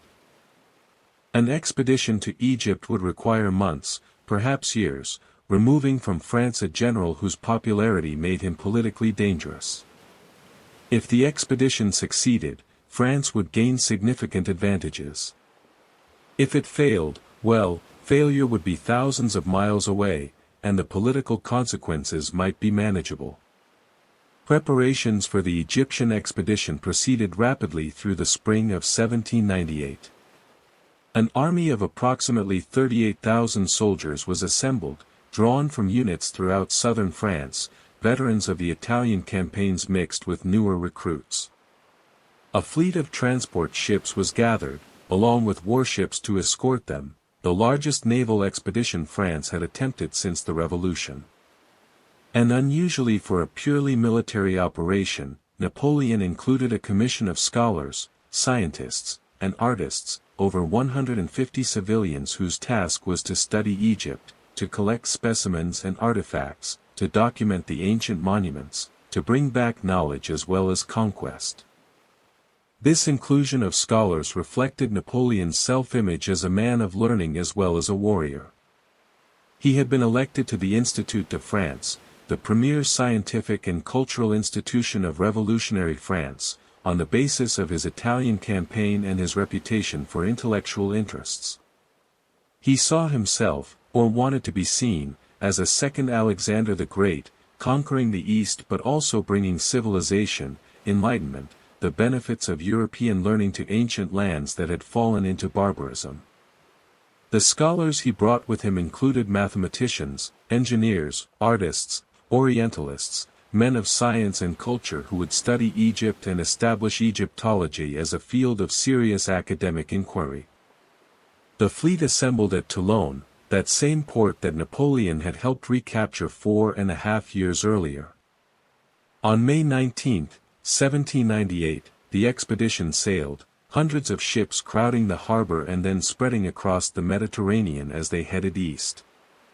Napoleon traveled on the flagship L'Orient, a massive ship of the line, 120 guns, the pride of the French Mediterranean fleet.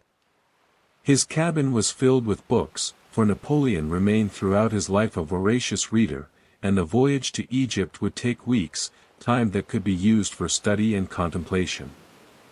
The voyage was nervous. The British Royal Navy, commanded by Admiral Horatio Nelson, was known to be in the Mediterranean, searching for the French fleet, hoping to intercept and destroy it before it could reach wherever it was going. The destination was not publicly known, operational security had been maintained, rumors circulating about targets as diverse as Sicily, Naples, Alexandria, or even a return to Italy. Nelson searched for the French fleet, sailing back and forth across the Mediterranean, missing Napoleon by a matter of hours or days on several occasions, the two fleets like ships passing in the night, aware of each other's existence but unable to make contact. Napoleon's fleet stopped at Malta, the fortified island that controlled the central Mediterranean, home to the Knights of St. John, that ancient crusading order that had defended Christian Europe against Muslim expansion for centuries. The Knights, by 1798, were a shadow of their former power, their military function obsolete, their order corrupt and divided. Napoleon demanded the island surrender, and after token resistance that satisfied honor without requiring serious bloodshed, the Knights capitulated. Malta was occupied, its treasure seized, its strategic harbor added to French possessions. The expedition remained only a few days before continuing eastward.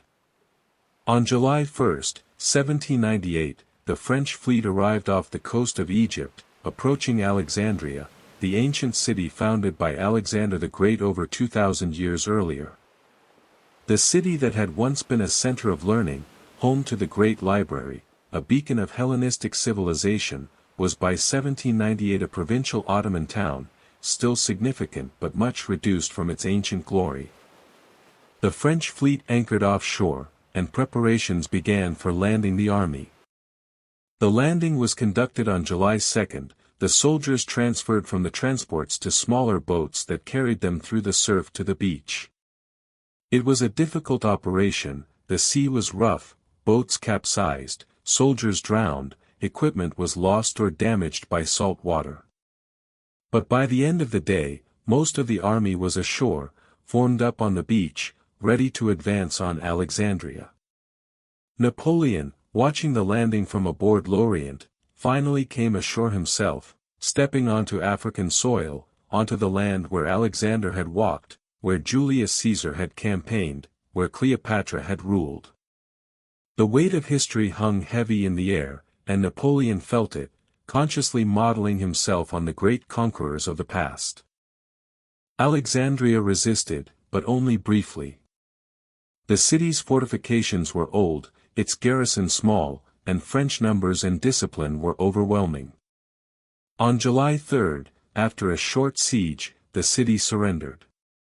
Napoleon established his headquarters in the palace of the former Mamluk governors, a building that showed the mixed architectural influences of Egypt, Arab, Ottoman, and European elements combined in ways that seemed exotic to French eyes.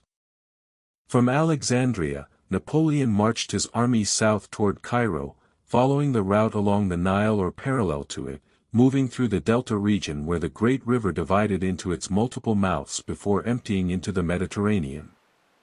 The march was a nightmare. The heat was brutal, far worse than anything the soldiers had experienced in Europe. The sun beat down mercilessly, temperatures reaching levels that seemed designed to kill. Water was scarce, the Nile's branches sometimes distant from the line of march, local wells inadequate for an army of thousands. The sand got into everything, clothes, food, equipment, eyes and mouths and noses, an abrasive presence that wore down men and animals alike. The soldiers suffered terribly. Heat exhaustion and heat stroke killed men as surely as bullets. The water they did find was often brackish or contaminated, causing dysentery and other illnesses. Their woolen uniforms, designed for European climates, were torture in Egyptian heat. Many soldiers simply collapsed by the roadside, unable to continue, lying in what shade they could find, hoping to recover enough strength to catch up with their units or resign to dying in this foreign land thousands of miles from home. Napoleon drove them forward through sheer force of will. He rode among the columns, encouraging, cajoling, threatening, never allowing them to give up, maintaining the momentum of advance despite the horrific conditions. He promised them that Cairo held riches, that the campaign would be short, that soon they would rest in comfortable quarters and enjoy the wealth of Egypt. Whether he believed these promises himself is unclear, but he understood that his army needed hope, needed a goal to march toward, needed to believe that their suffering had purpose. The Mamluk army, led by Murad Bey and Ibrahim Bey, the two most powerful Mamluk leaders, gathered to defend Cairo. The Mamelukes were superb cavalrymen, perhaps the finest in the world at this time, warriors who had spent their lives in the saddle, trained from childhood in the use of weapons, armed with swords, lances, muskets, pistols, richly equipped with fine armor and magnificent horses. They were confident, even arrogant, certain that these European invaders would be easily defeated once battle was joined. The two armies met near the village of Mbaba, within sight of the pyramids of Giza. On July 21, 1798, the Battle of the Pyramids was fought. Napoleon, before the battle, reportedly addressed his soldiers with words that became famous, pointing to the pyramids visible in the distance and declaring that 40 centuries looked down upon them from those monuments. Whether he actually said these specific words, or whether they were a later invention by historians seeking to create a memorable scene, the phrase captured something of Napoleon's sense of historical drama, his consciousness of acting on a stage where the great figures of history had performed before him. The battle itself was relatively brief, decided more by discipline and technology than by courage or numbers. The Mamelukes charged, as cavalry had charged for thousands of years, mounted warriors thundering across the desert toward their enemies, a magnificent and terrifying sight. But the French infantry formed squares, those defensive formations perfected through years of revolutionary warfare, presenting to the attackers walls of soldiers standing shoulder to shoulder, multiple ranks deep, bristling with bayonets, ready to pour musket fire into anything that approached. The Mameluke charges broke against these squares like waves against rock. The French volleys, fired in perfect discipline, emptied saddles, brought down horses, created heaps of dead and dying. Individual Mamelukes displayed extraordinary courage, riding right up to the squares, slashing with swords, firing pistols, trying to break through by sheer force of will. But courage and skill were insufficient against disciplined firepower. The Mameluke army was destroyed, thousands killed, the survivors fleeing south along the Nile or east into the desert. The French lost fewer than 300 men, a disparity that demonstrated how completely European military methods had surpassed traditional cavalry warfare. Cairo surrendered without further resistance. Napoleon entered the city on July 24, establishing his headquarters in the palace, beginning the work of governing Egypt as well as conquering it. Cairo was a city of perhaps 250,000 people, by far the largest city in Egypt, a sprawling urban landscape of mosques and bazaars, narrow streets and crowded quarters, a place that combined Ottoman administration with Arab culture and ancient Egyptian heritage. Napoleon presented himself to the Egyptian people as a liberator, claiming that he had come to free them from Mamluk oppression, that France respected Islam, that the ideals of the revolution applied to all peoples regardless of religion or nationality. He issued proclamations in Arabic, carefully drafted by his Orientalist advisors, speaking of justice and equality, promising to respect Islamic law and customs. He met with Egyptian religious leaders, the sheikhs and imams who held authority over the Muslim population, assuring them of his good intentions. Whether these proclamations and assurances were sincere, or whether they were merely propaganda designed to pacify a conquered population, is debatable. Napoleon was not religious, he believed in God as an abstract principle but had no particular attachment to any faith. For him, religion was primarily a social force, useful for maintaining order and morale among populations but not something that merited personal devotion. He could speak respectfully of Islam because he spoke respectfully of any religion that served useful social functions, and because he needed Egyptian cooperation to govern the country effectively. The scholars and scientists Napoleon had brought began their work, spreading out across Egypt to study its monuments and collect its treasures. They sketched and measured the pyramids, those mysterious structures that had stood for millennia. They explored temples along the Nile, copying hieroglyphic inscriptions that no European could read but which were obviously writing of some kind, clearly important, tantalizing in their inaccessibility. They collected specimens of Egyptian plants and animals, minerals and artifacts, building a collection that would eventually form the basis for serious European study of ancient Egypt. But even as these scholarly activities proceeded, the military situation was deteriorating dramatically. On August 1, 1798, Admiral Nelson finally found the French fleet. It was anchored in Aboukir Bay, near Alexandria, a fleet of 13 ships of the line and 4 frigates, resting at anchor, assuming themselves safe from attack. Nelson, commanding a British squadron of similar size but with more experienced crews and more aggressive leadership, attacked in the late afternoon, continuing the battle through the night. The Battle of the Nile, as it came to be known in Britain, or the Battle of Aboukir Bay as the French called it, was a catastrophic defeat for France. Nelson used tactics that were both brilliant and audacious, sailing his ships between the French fleet and the shore, something the French had not anticipated as possible, attacking them from the inshore side where they had fewer guns ready and were anchored in such a way that they could not easily maneuver. The battle raged through the night, ships burning, the darkness lit by muzzle flashes and fires, the thunder of broadsides echoing across the water.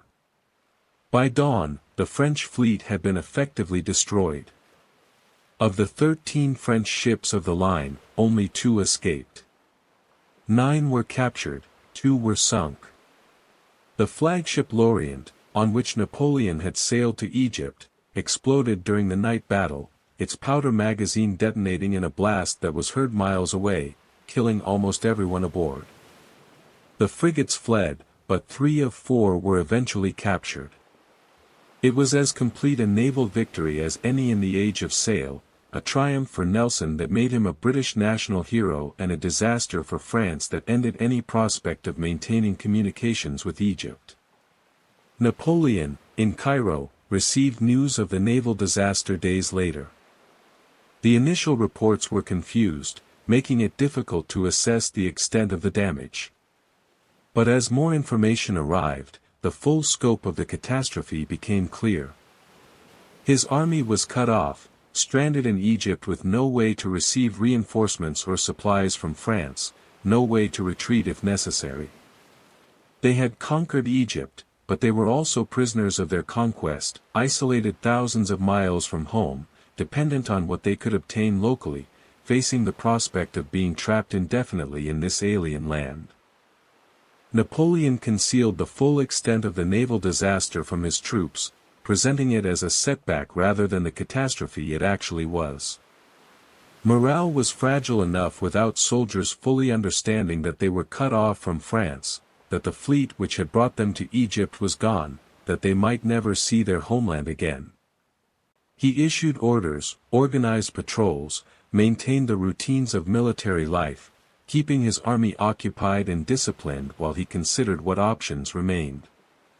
Egypt itself presented challenges beyond the military situation. The country was vast, its population spread along the Nile and in the Delta, millions of people who spoke Arabic, practiced Islam, lived according to customs and traditions utterly different from European norms.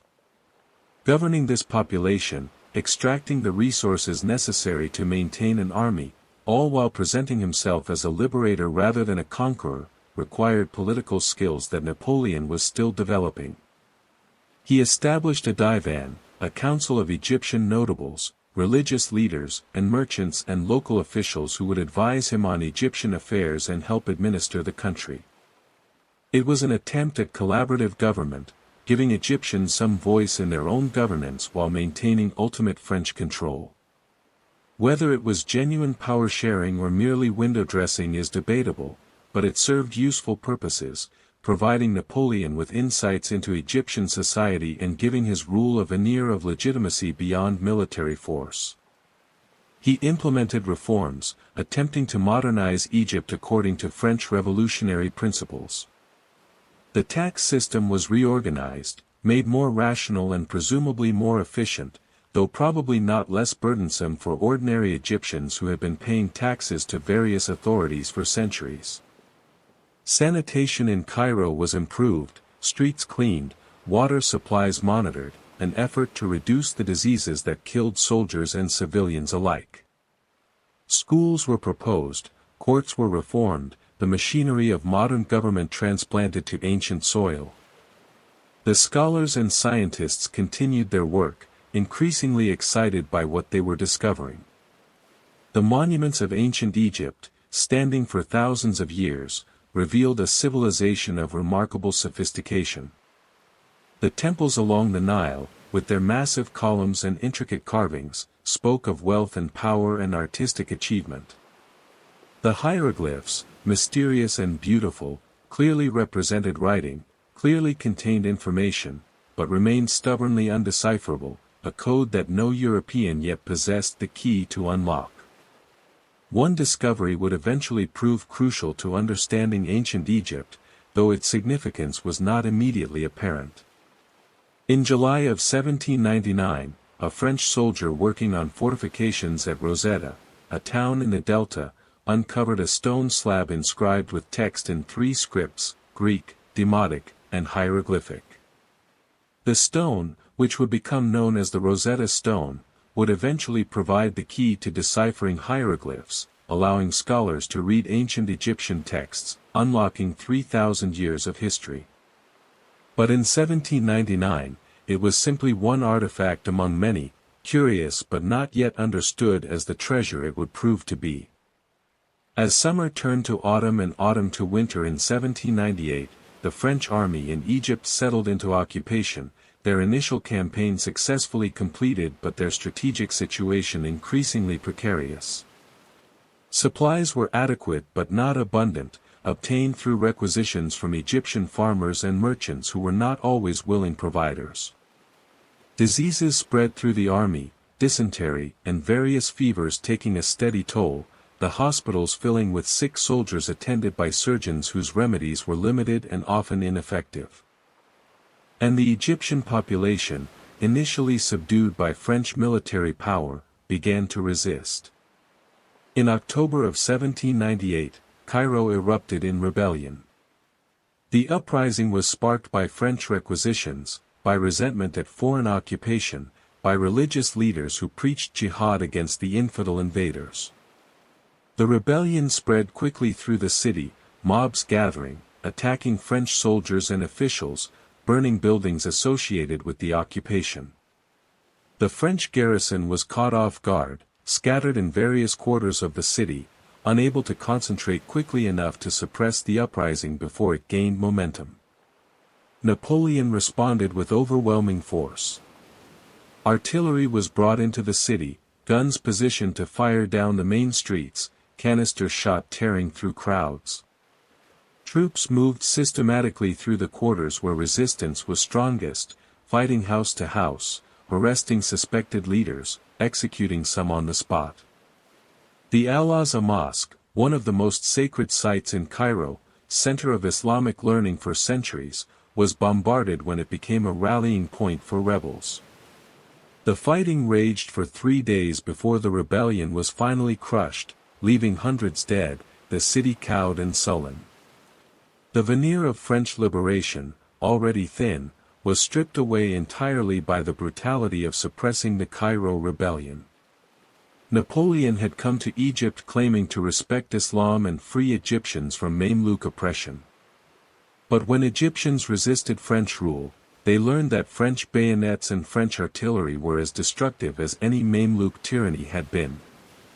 The occupation continued, maintained now through naked force rather than any pretense of cooperation or shared interests. Early in 1799, Napoleon received intelligence that the Ottoman Empire, nominally Egypt's sovereign, was preparing to invade Egypt to expel the French. An Ottoman army was gathering in Syria, the territory along the eastern Mediterranean coast, preparing to march south.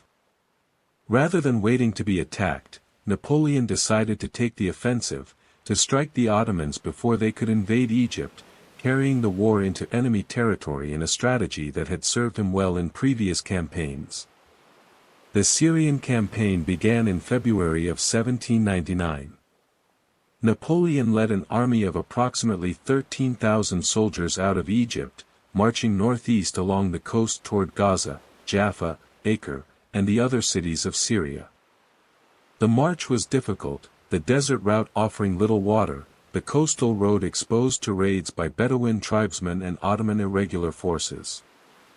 The soldiers, many of whom had never fully recovered from the hardships of the previous year's march to Cairo, struggled forward through the heat and dust, sustained by discipline and the fading hope that this campaign would somehow break the strategic impasse they found themselves in.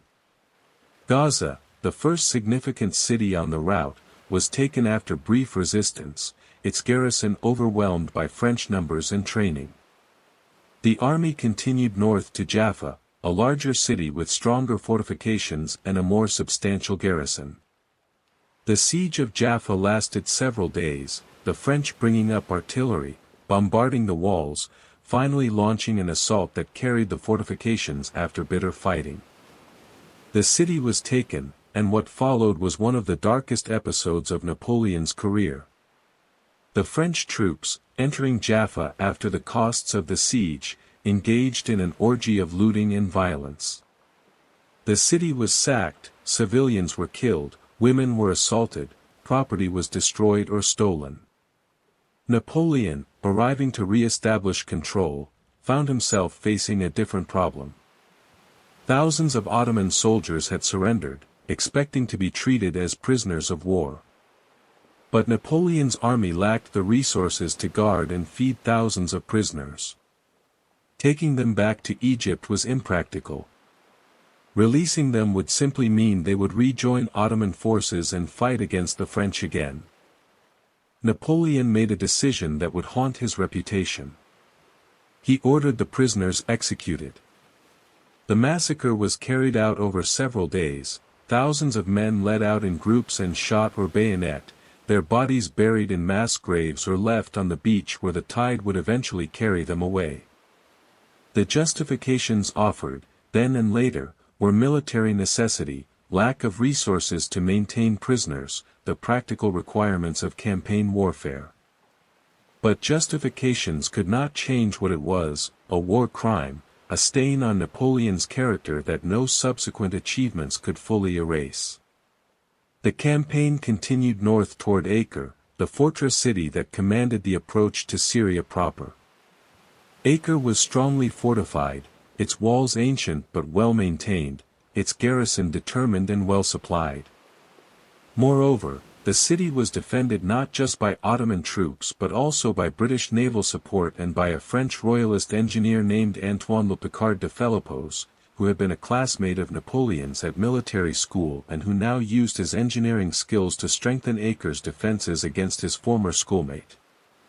The siege of Acre began in mid-March and continued for 2 months. The French bombarded the walls, launched assault after assault, suffered casualties that they could not easily replace, made no decisive progress.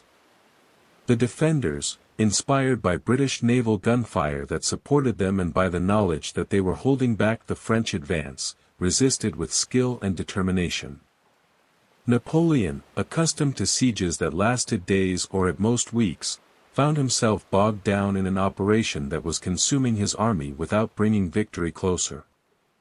Disease spread through the French camps around Acre, including bubonic plague, that ancient scourge that had killed millions throughout history.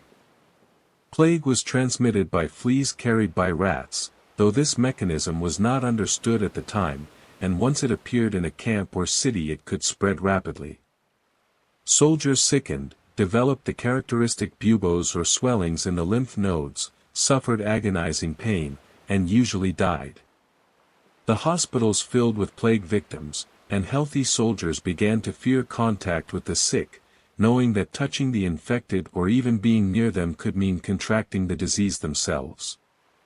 Napoleon visited the plague hospitals, a gesture designed to demonstrate courage and concern for his men. Whether he actually touched plague victims, as some accounts claim and later paintings depict, or whether he merely visited the hospital while maintaining prudent distance, the symbolic message was clear. He was not afraid, would not abandon his sick soldiers, shared their dangers as he had always shared their hardships. It was leadership calculated to inspire, though whether it was also foolhardy given the genuine risks is debatable. By May, it was clear that Acre would not fall, at least not without costs that Napoleon's army could not bear.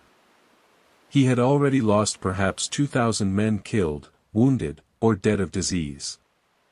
An Ottoman army was approaching from the northeast, threatening to trap the French between a fortress and a field army. Supply lines back to Egypt were tenuous, vulnerable to raids.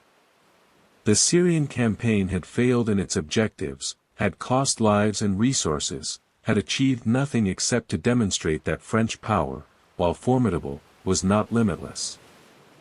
Napoleon ordered retreat, abandoning the siege of Acre on May 20th. The march back to Egypt was even worse than the advance had been. The army carried its wounded, men crying out in pain as they were jolted on stretchers or carts over rough roads. The sick, including plague victims too ill to march, were left behind with minimal provisions and a faint hope that they might recover. Many were likely killed by pursuing Ottoman forces or simply died of their diseases in the Syrian desert. The army that returned to Cairo in June had suffered approximately 4,000 casualties, nearly a third of its original strength, and had nothing to show for these losses except the grim knowledge that they had reached the limits of what they could accomplish in this theater. Back in Egypt, Napoleon attempted to restore morale and reorganize his forces. A small Ottoman army that had landed at Abu Qir, attempting to establish a beachhead, was defeated in July, a victory that helped offset the failure at Acre but did not change the fundamental strategic situation. The French remained cut off in Egypt, unable to receive reinforcements, unable to retreat, achieving nothing except their own survival in increasingly difficult circumstances. It was during this period, in the summer of 1799, that Napoleon received news from France that changed his calculations. A series of newspapers, months old by the time they reached Egypt, brought reports of military defeats in Italy and along the Rhine, of political chaos in Paris, of the Directory losing control, of France threatened both externally and internally. The news was fragmentary and out of date, but it painted a picture of crisis, of a government failing to provide the leadership that France needed, of opportunities for someone bold enough and ambitious enough to seize them. Napoleon began to consider leaving Egypt. His army, while not defeated, was going nowhere, locked in a strategic dead end with no prospect of achieving anything significant. But in France, according to the news reports, everything was in flux, power was uncertain, the potential for dramatic change existed. A successful general, returning from Egypt like a hero despite the actual mixed results of the campaign, might be able to exploit the situation, to position himself at the center of French politics, to achieve through political means what military success had not yet brought him. The decision to abandon his army was not taken lightly. Napoleon owed obligations to his soldiers, the men who had followed him to Egypt, who had won victories and suffered defeats under his command. Leaving them stranded in Egypt while he returned to France was, by any reasonable standard, a betrayal. But Napoleon's ambition overrode his obligations, his sense of personal destiny trumped his duty to his troops. He convinced himself, or at least argued, that he could do more for France and for the army by returning to Europe, potentially taking political power, using France's full resources to resolve the Egyptian situation. Whether this was genuine strategic reasoning or mere self-justification is a question historians have debated ever since. In August of 1799, Napoleon, accompanied by a small group of trusted subordinates and some of the scholars who had accompanied the expedition, secretly boarded frigates in Alexandria and sailed for France. The departure was kept secret to avoid British naval patrols and also to avoid the army learning that their commander was abandoning them. General Kleber was left in command, presented with a fait accompli, informed by letter that Napoleon had departed, that Kleber was now responsible for the Army of the Orient, that he should negotiate evacuation to France if possible but otherwise maintain French control of Egypt as long as he could. The voyage from Egypt to France was perilous. British naval forces controlled much of the Mediterranean, and any French vessel risked being intercepted. But Napoleon's small flotilla, traveling fast and benefiting from good fortune, evaded British patrols. After a voyage of approximately 6 weeks, during which Napoleon had time to read, reflect, and plan his next moves, the ships reached the south coast of France in October. Napoleon landed at Fréjus on October 9, 1799. The news of his return spread rapidly, and the reception was tumultuous. Crowds gathered to see the general who had conquered Egypt, who had won glory for France in the East, conveniently forgetting or not knowing about the defeats and difficulties that had characterized the later stages of the campaign. Local officials organized celebrations, speeches were made, artillery fired salutes. Napoleon began his journey to Paris, and at each town and city through which he passed, the scenes repeated, crowds cheering, officials offering congratulations, veterans seeking to meet the famous general. Paris, when Napoleon arrived in mid-October, was indeed in the crisis that the newspapers had suggested. The Directory had lost legitimacy, unable to provide stable government, unable to win military victories, unable to address the domestic problems that plagued France. Jacobin radicals on the left sought to revive revolutionary fervor and the policies of the Terror. Royalist conservatives on the right worked to restore the Bourbon monarchy, though they disagreed among themselves about which Bourbon and on what terms. The center, represented by the Directory and those who supported constitutional government, was weak, divided, unable to control events. Several figures in the government and in political circles saw Napoleon as a potential savior, or at least as a tool they could use. Emmanuel Joseph Size, one of the 5 directors, brilliant political theorist, had been seeking a general who could provide military support for a coup d'état that would replace the failing Directory with a new government more effective and more stable. Talleyrand, foreign minister, master of diplomatic intrigue, also saw Napoleon as useful. Various others, from genuine reformers to opportunists seeking personal advantage, gathered around the returning general, offering support, making promises, building the coalition that would seize power. Napoleon, for his part, was cautious but willing. He had ambition, certainly, but he also understood risks. A failed coup would mean arrest, trial, likely execution. Success would bring power, but power of what kind, to what end, for how long, these questions remained uncertain. He met with Size and other conspirators, discussed plans, assessed the balance of forces, calculated probabilities. The coup was scheduled for Brumaire, the revolutionary calendar's name for November, specifically for the 18th and 19th of Brumaire, which corresponded to November 9th and 10th, 1799. The coup began on the 18th of Brumaire when the legislature, the Council of 500 and the Council of Ancients, were convinced to move their sessions from Paris to St. Cloud, a palace just outside the city, ostensibly for security reasons but actually to remove them from Paris where Republican guards and potential opposition were strongest.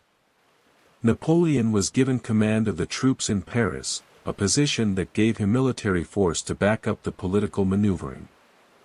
The plan was that the legislatures would vote to dissolve the Directory and establish a new provisional government, with Napoleon and others holding power temporarily until a new constitution could be written. The 19th of Brumaire saw the plan nearly fall apart. The Council of 500, composed of Republican deputies many of whom were loyal to the existing constitution, resisted the proposed changes.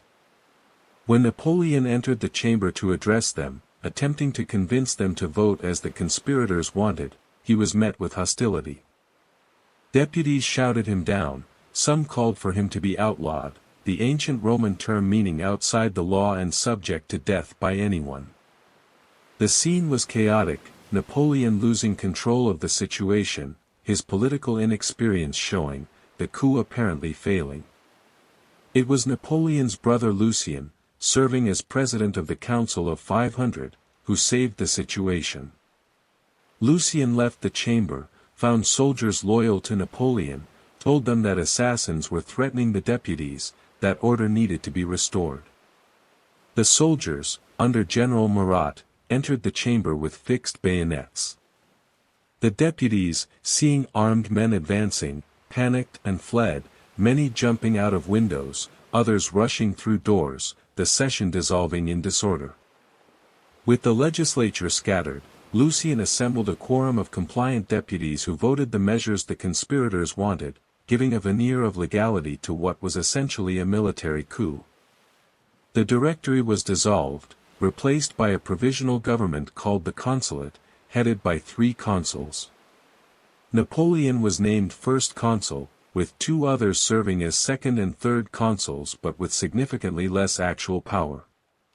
A new constitution would be written, France would be reorganized, the chaos of recent years would end. Or so it was promised to a population exhausted by revolution, war, political instability, and economic hardship, desperate for any government that could provide order and peace. Napoleon, at age 30, had achieved power in France through a combination of military reputation and political conspiracy. He was first consul, effectively the ruler of France, though the full extent of his authority was not yet clear. The coup had succeeded, barely, through luck and quick thinking as much as through planning. What Napoleon would do with this power, how he would use it, where it would lead France and Europe, these were questions that would be answered in the years to come. But on that cold November day in 1799, as the 18th century drew toward its close, one thing was clear: Napoleon Bonaparte had reached a position where his decisions would shape history, where his ambitions could be realized or destroyed, where his name would be written in the story of Europe for good or ill. The winter of 1799 to 1800 found Napoleon Bonaparte, first consul of France, working to consolidate power and restore stability to a nation exhausted by 10 years of revolution and war. The governmental offices in Paris, in the Tuileries Palace where the first consul established himself, were centers of constant activity. Messengers came and went at all hours, officials arrived for meetings that extended late into the night, documents requiring decisions piled high on desks and tables. Napoleon worked with the same intense energy he had brought to military campaigns, sleeping little, eating irregularly, driving himself and his subordinates to address the enormous tasks facing the new government. The challenges were formidable. France's finances were in chaos, the treasury empty, the government's credit exhausted, inflation eroding the value of the currency. The military situation, while improved from the crisis of the previous year, remained serious. Austrian forces still held territory in northern Italy, threatening to reverse Napoleon's earlier conquests. Along the Rhine, French and Austrian armies faced each other across the river, neither side strong enough to achieve decisive victory. In western France, royalist insurgents, the Chouans and Vendéens, continued guerrilla warfare against the Republic, supported by British gold and by populations hostile to revolutionary policies. Domestically, France was divided. The revolution had created winners and losers, those who had profited from the confiscation and sale of noble and church lands, and those who had lost everything. Jacobin radicals wanted to renew revolutionary policies, to purge enemies with the thoroughness of the Terror years. Royalist conservatives wanted to restore the Bourbon monarchy, though they disagreed among themselves about which Bourbon and on what conditions. The Catholic Church, stripped of power and property by revolutionary policies, harbored deep resentment against the state. Regional identities, suppressed by revolutionary centralization, persisted beneath the surface. Every political faction had reasons for opposing the consulate, and Napoleon's hold on power, secured through a barely successful coup, remained uncertain. Napoleon's response combined force and flexibility, repression and conciliation, revolutionary methods and traditional approaches. He moved against Jacobin radicals, closing their clubs, arresting their leaders, making clear that there would be no return to the Terror. But he also moved against royalist conspirators, using police networks to identify and neutralize threats from the right. The security services, reorganized and placed under the efficient if ruthless Joseph Fouché as Minister of Police, became instruments for maintaining order and suppressing opposition. France was not yet a police state in the sense that later dictatorships would create, but the foundations were being laid, the apparatus of surveillance and control that would characterize Napoleon's regime taking shape. At the same time, Napoleon pursued policies of reconciliation and inclusion. The lists of émigrés, those who had fled France during the Revolution and whose property had been confiscated, were reviewed and many were removed, allowing exiles to return home if they swore loyalty to the new government. The administration was staffed not solely with revolutionary zealots but with competent officials regardless of their political backgrounds, a policy of careers open to talent that drew on France's full human resources. The educational system was reformed, establishing lycées and other institutions that would train the administrators and officers France needed, secular schools that taught practical knowledge rather than revolutionary ideology or religious doctrine. Most significantly, Napoleon began negotiations with the Catholic Church, seeking to heal the breach that revolutionary policies had created between the state and the Church. The revolution had confiscated church property, required priests to swear loyalty oaths to the civil constitution of the clergy, attempted to replace Catholicism with revolutionary cults. The result had been division, resentment, civil war in regions where Catholic faith ran deep. Napoleon, not personally religious but understanding religion's social utility, sought an accommodation that would restore the Church's role in French society while maintaining state control over its political activities. These negotiations, conducted with representatives of Pope Pius VII, resulted in the Concordat of 1801, a treaty between France and the Vatican that regulated church-state relations. The terms represented compromise from both sides. The Catholic Church recognized the revolutionary confiscation of church lands, accepting that these properties would not be returned. In exchange, the French state recognized Catholicism as the religion of the majority of Frenchmen, restored official status to the Church, agreed to pay clerical salaries, and allowed the Church to resume its spiritual functions. Bishops would be nominated by the government but confirmed by the Pope, ensuring state control while respecting church authority. It was not a solution that satisfied everyone. Both devout Catholics and committed secularists objected to various terms. But it provided a workable framework that ended religious conflict as a major source of domestic instability. While implementing these domestic reforms, Napoleon also addressed the military situation. The war with Austria continued, the Second Coalition bringing together Austria, Britain, Russia, and several smaller states against France. Napoleon, convinced that decisive victory was necessary to secure his political position and bring peace to France, planned a renewed Italian campaign similar to his 1896 success. An army was assembled in eastern France, ostensibly to defend the Rhine frontier but actually intended for operations in Italy. In May of 1800, Napoleon crossed the Alps with this army, moving through the Great St. Bernard Pass, hauling artillery through snow-covered mountains in an operation that echoed Hannibal's famous crossing 2,000 years earlier. The passage of the Alps was difficult, testing the endurance of soldiers and animals. The paths were narrow, barely wide enough for men to walk single file in places, utterly impossible for wheeled vehicles or normal artillery carriages. The guns had to be dismantled and carried in pieces, reassembled once the army reached lower elevations. Soldiers slipped on ice, some fell to their deaths when footing failed on precipitous paths.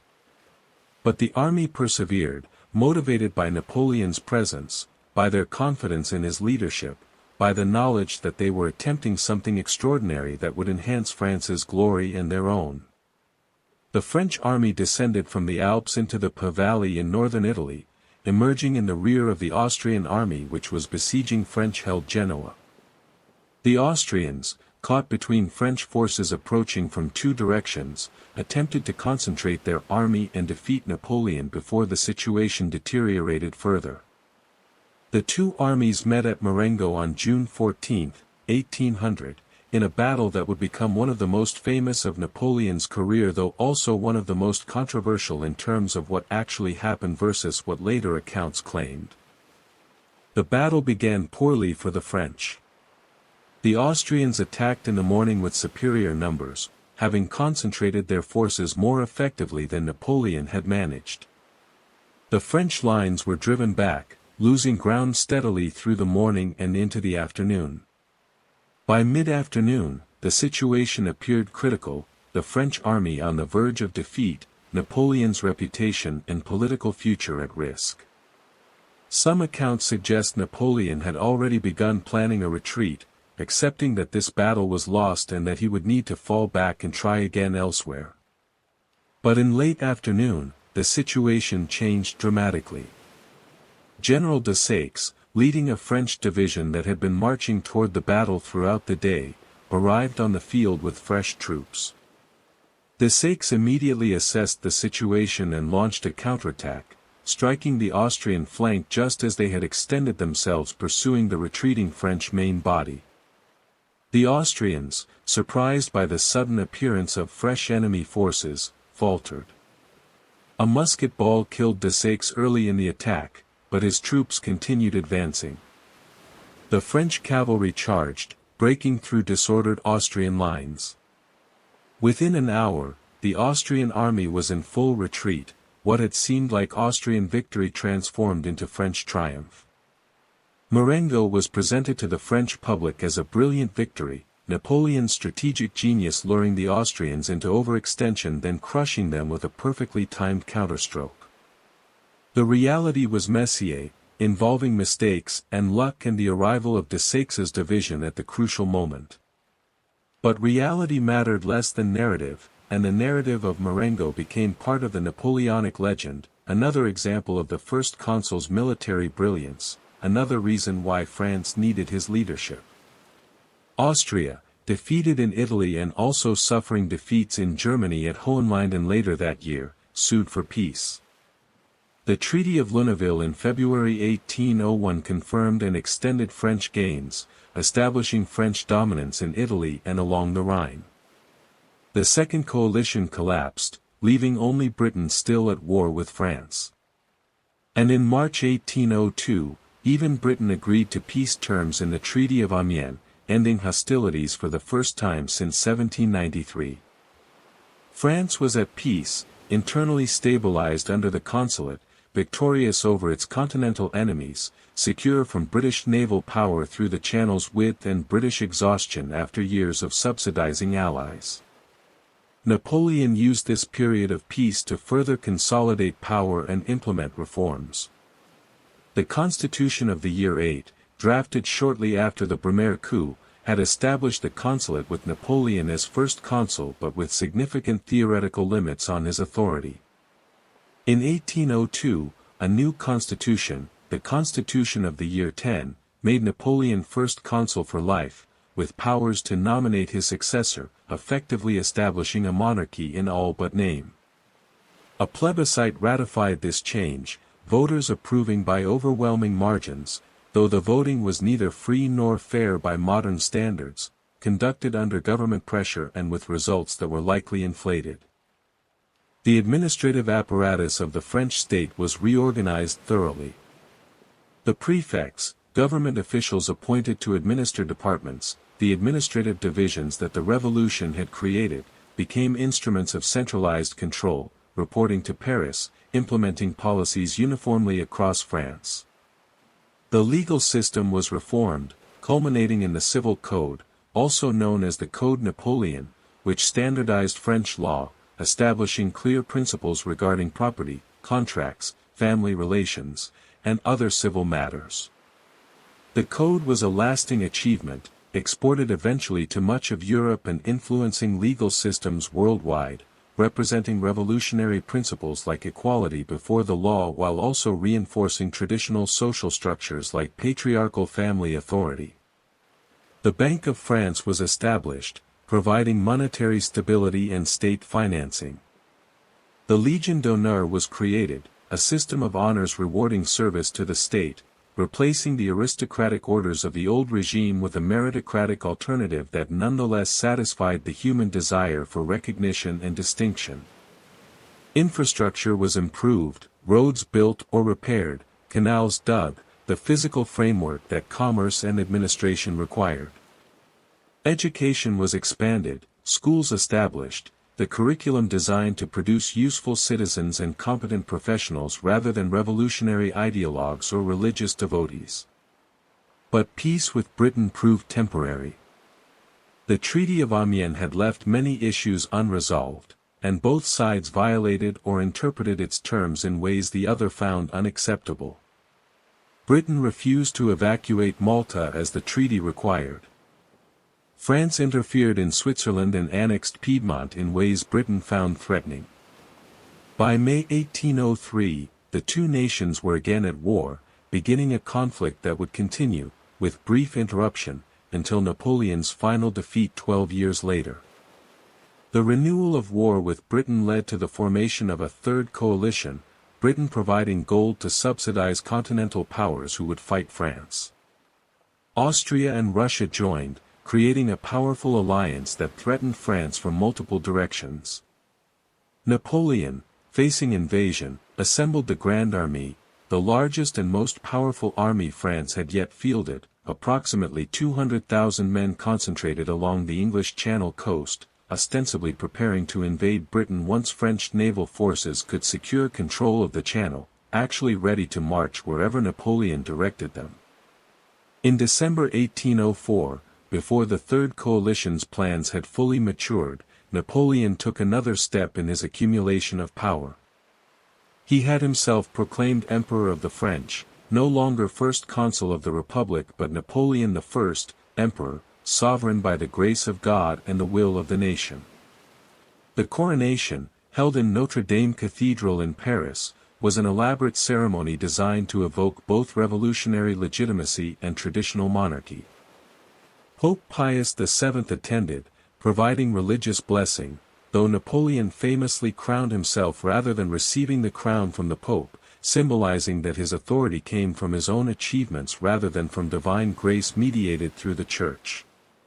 The transformation from republic to empire was justified as necessary for stability and succession, ensuring that France would not descend into civil war when Napoleon died.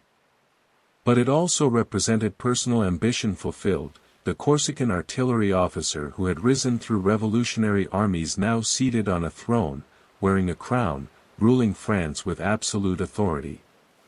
His brothers were made princes, his marshals given ducal titles, a new imperial nobility created to replace the revolutionary equality that had supposedly abolished such distinctions. France had come full circle, from absolute monarchy through revolution and republic back to monarchy, though a monarchy different in important ways from the Bourbon regime it replaced. The Third Coalition's armies began moving in 1805, Austrian and Russian forces advancing westward, planning to join with each other and with potential British landings to overwhelm France. Napoleon responded with the strategic mobility that characterized his greatest campaigns. The Grand Army left the Channel coast, marched rapidly eastward, crossed the Rhine, and descended on the Austrian army before it could unite with Russian forces.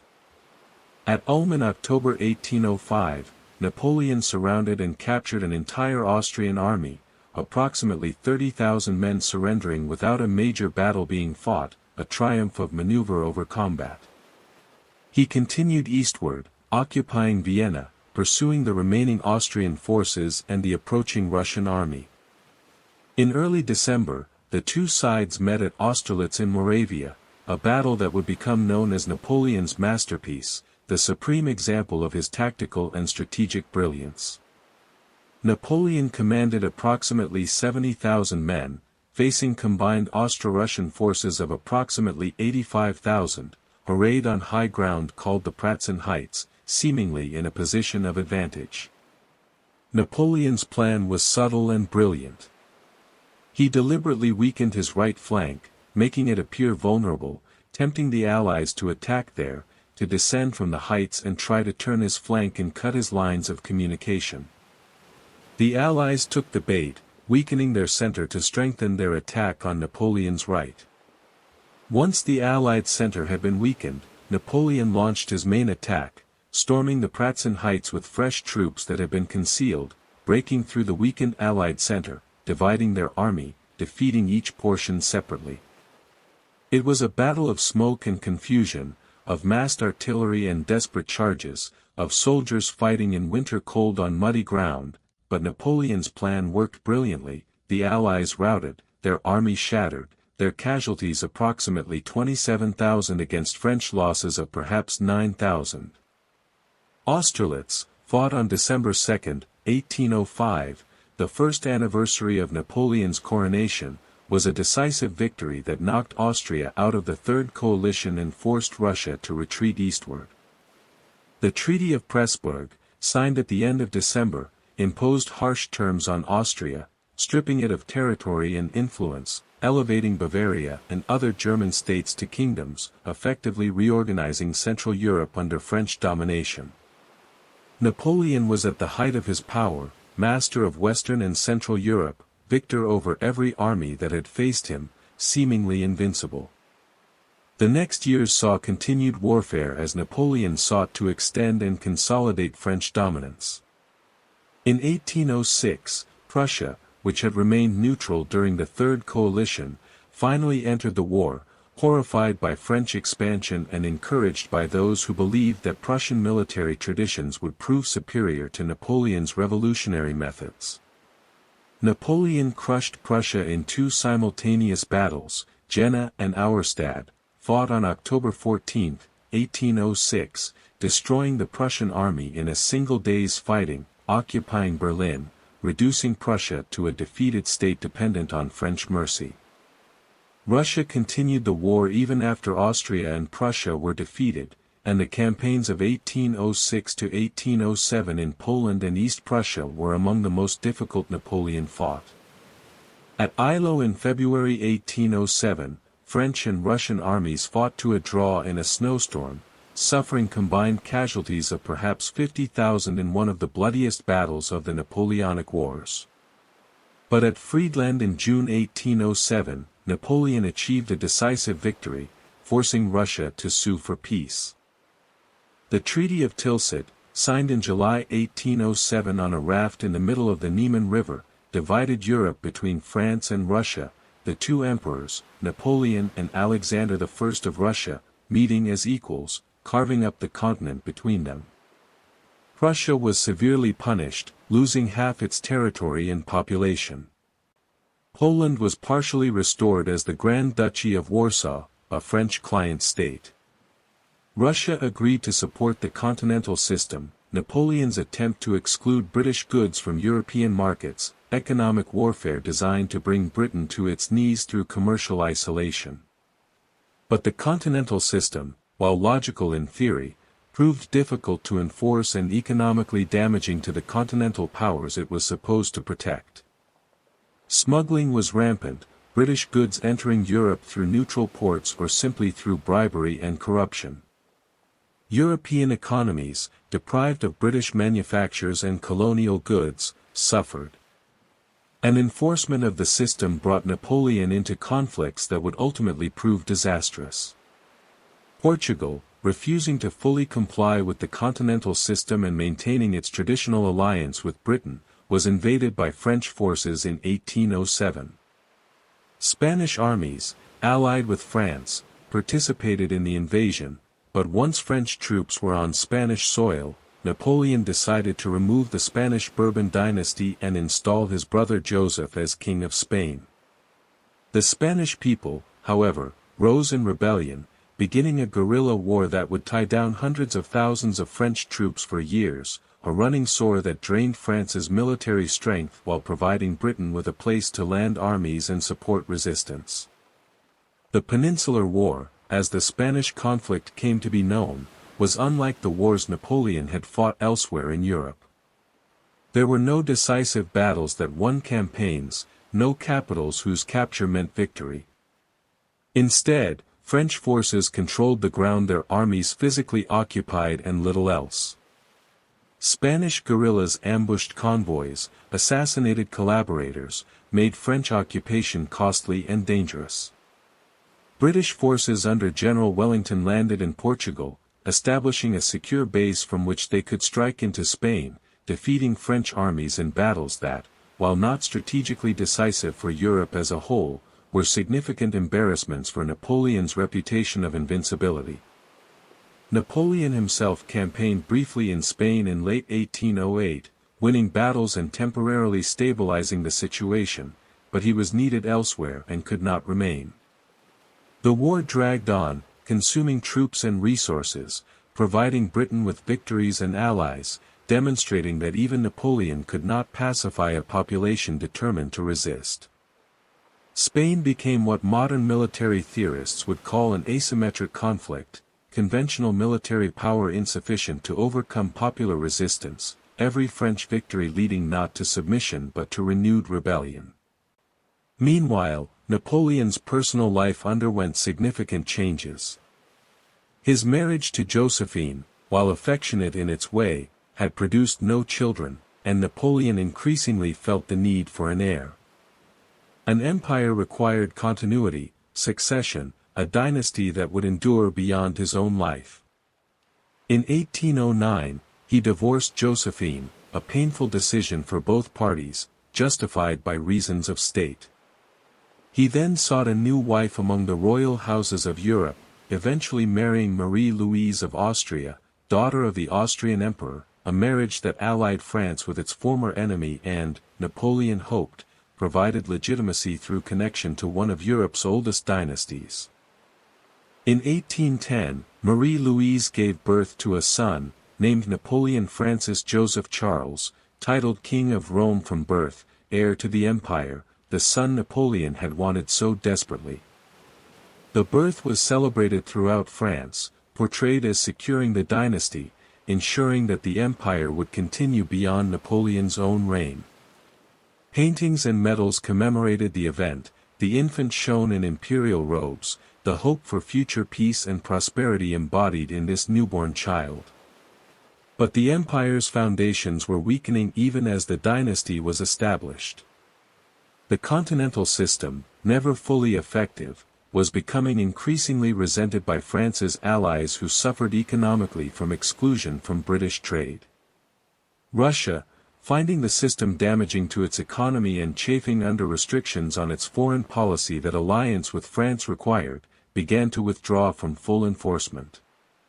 Napoleon, convinced that Russian compliance was essential to making the continental system work, and perhaps also driven by the desire for another great victory to restore his prestige after the ongoing frustrations in Spain, decided on invasion. The Russian campaign of 1812 was the greatest military disaster in European history to that point.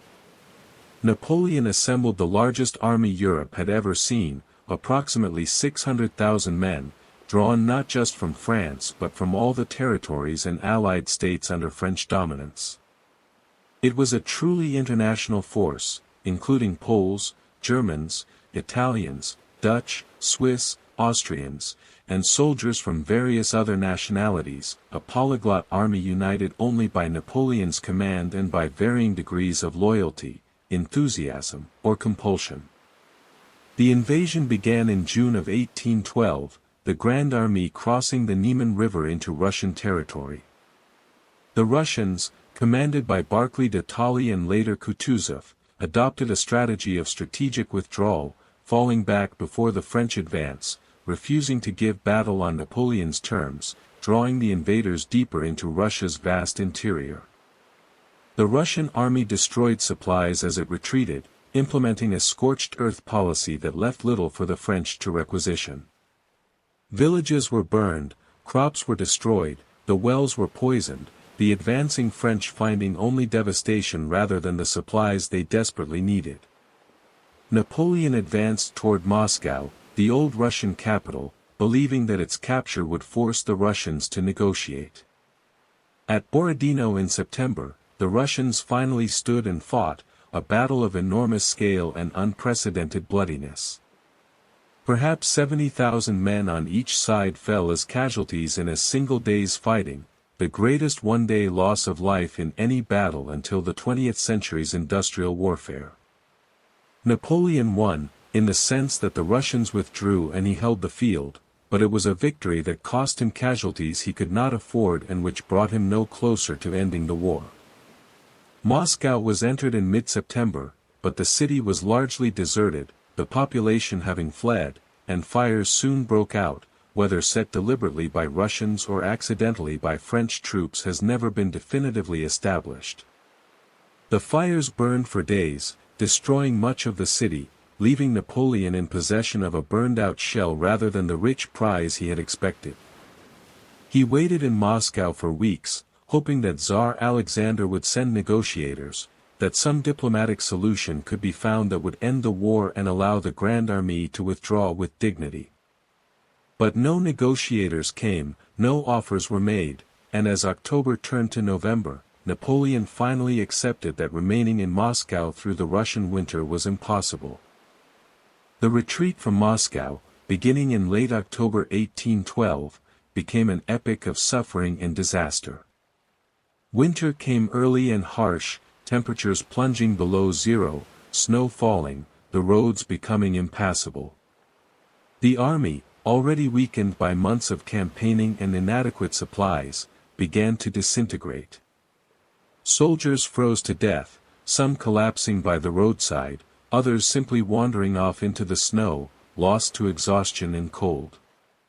Russian forces, Cossacks and regular troops, harassed the retreating columns, attacking stragglers, capturing artillery and supply wagons. Discipline broke down, units disintegrated, the retreat becoming a rout. The crossing of the Berezina River in late November was particularly catastrophic.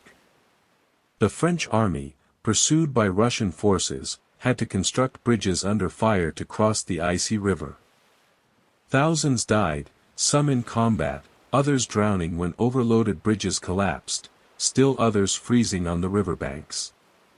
Of the 600,000 men who had invaded Russia 6 months earlier, perhaps 100,000 returned, and many of these were so damaged by frostbite, disease, and starvation that they would never fully recover. The Grand Army had been destroyed, French military power broken, Napoleon's reputation of invincibility shattered. Napoleon himself had left the army in December, racing ahead to Paris to secure his political position and begin raising new forces. The disaster in Russia encouraged his enemies, and by early 1813, a new coalition, the Sixth, was forming. Prussia, which had been forced into alliance with France, switched sides, joining Russia. Austria, despite Napoleon's marriage to Marie-Louise, eventually joined the coalition. Sweden, under Crown Prince Bernadotte, a former French marshal who now served Swedish interests, contributed forces. Even smaller German states began to defect from the French system.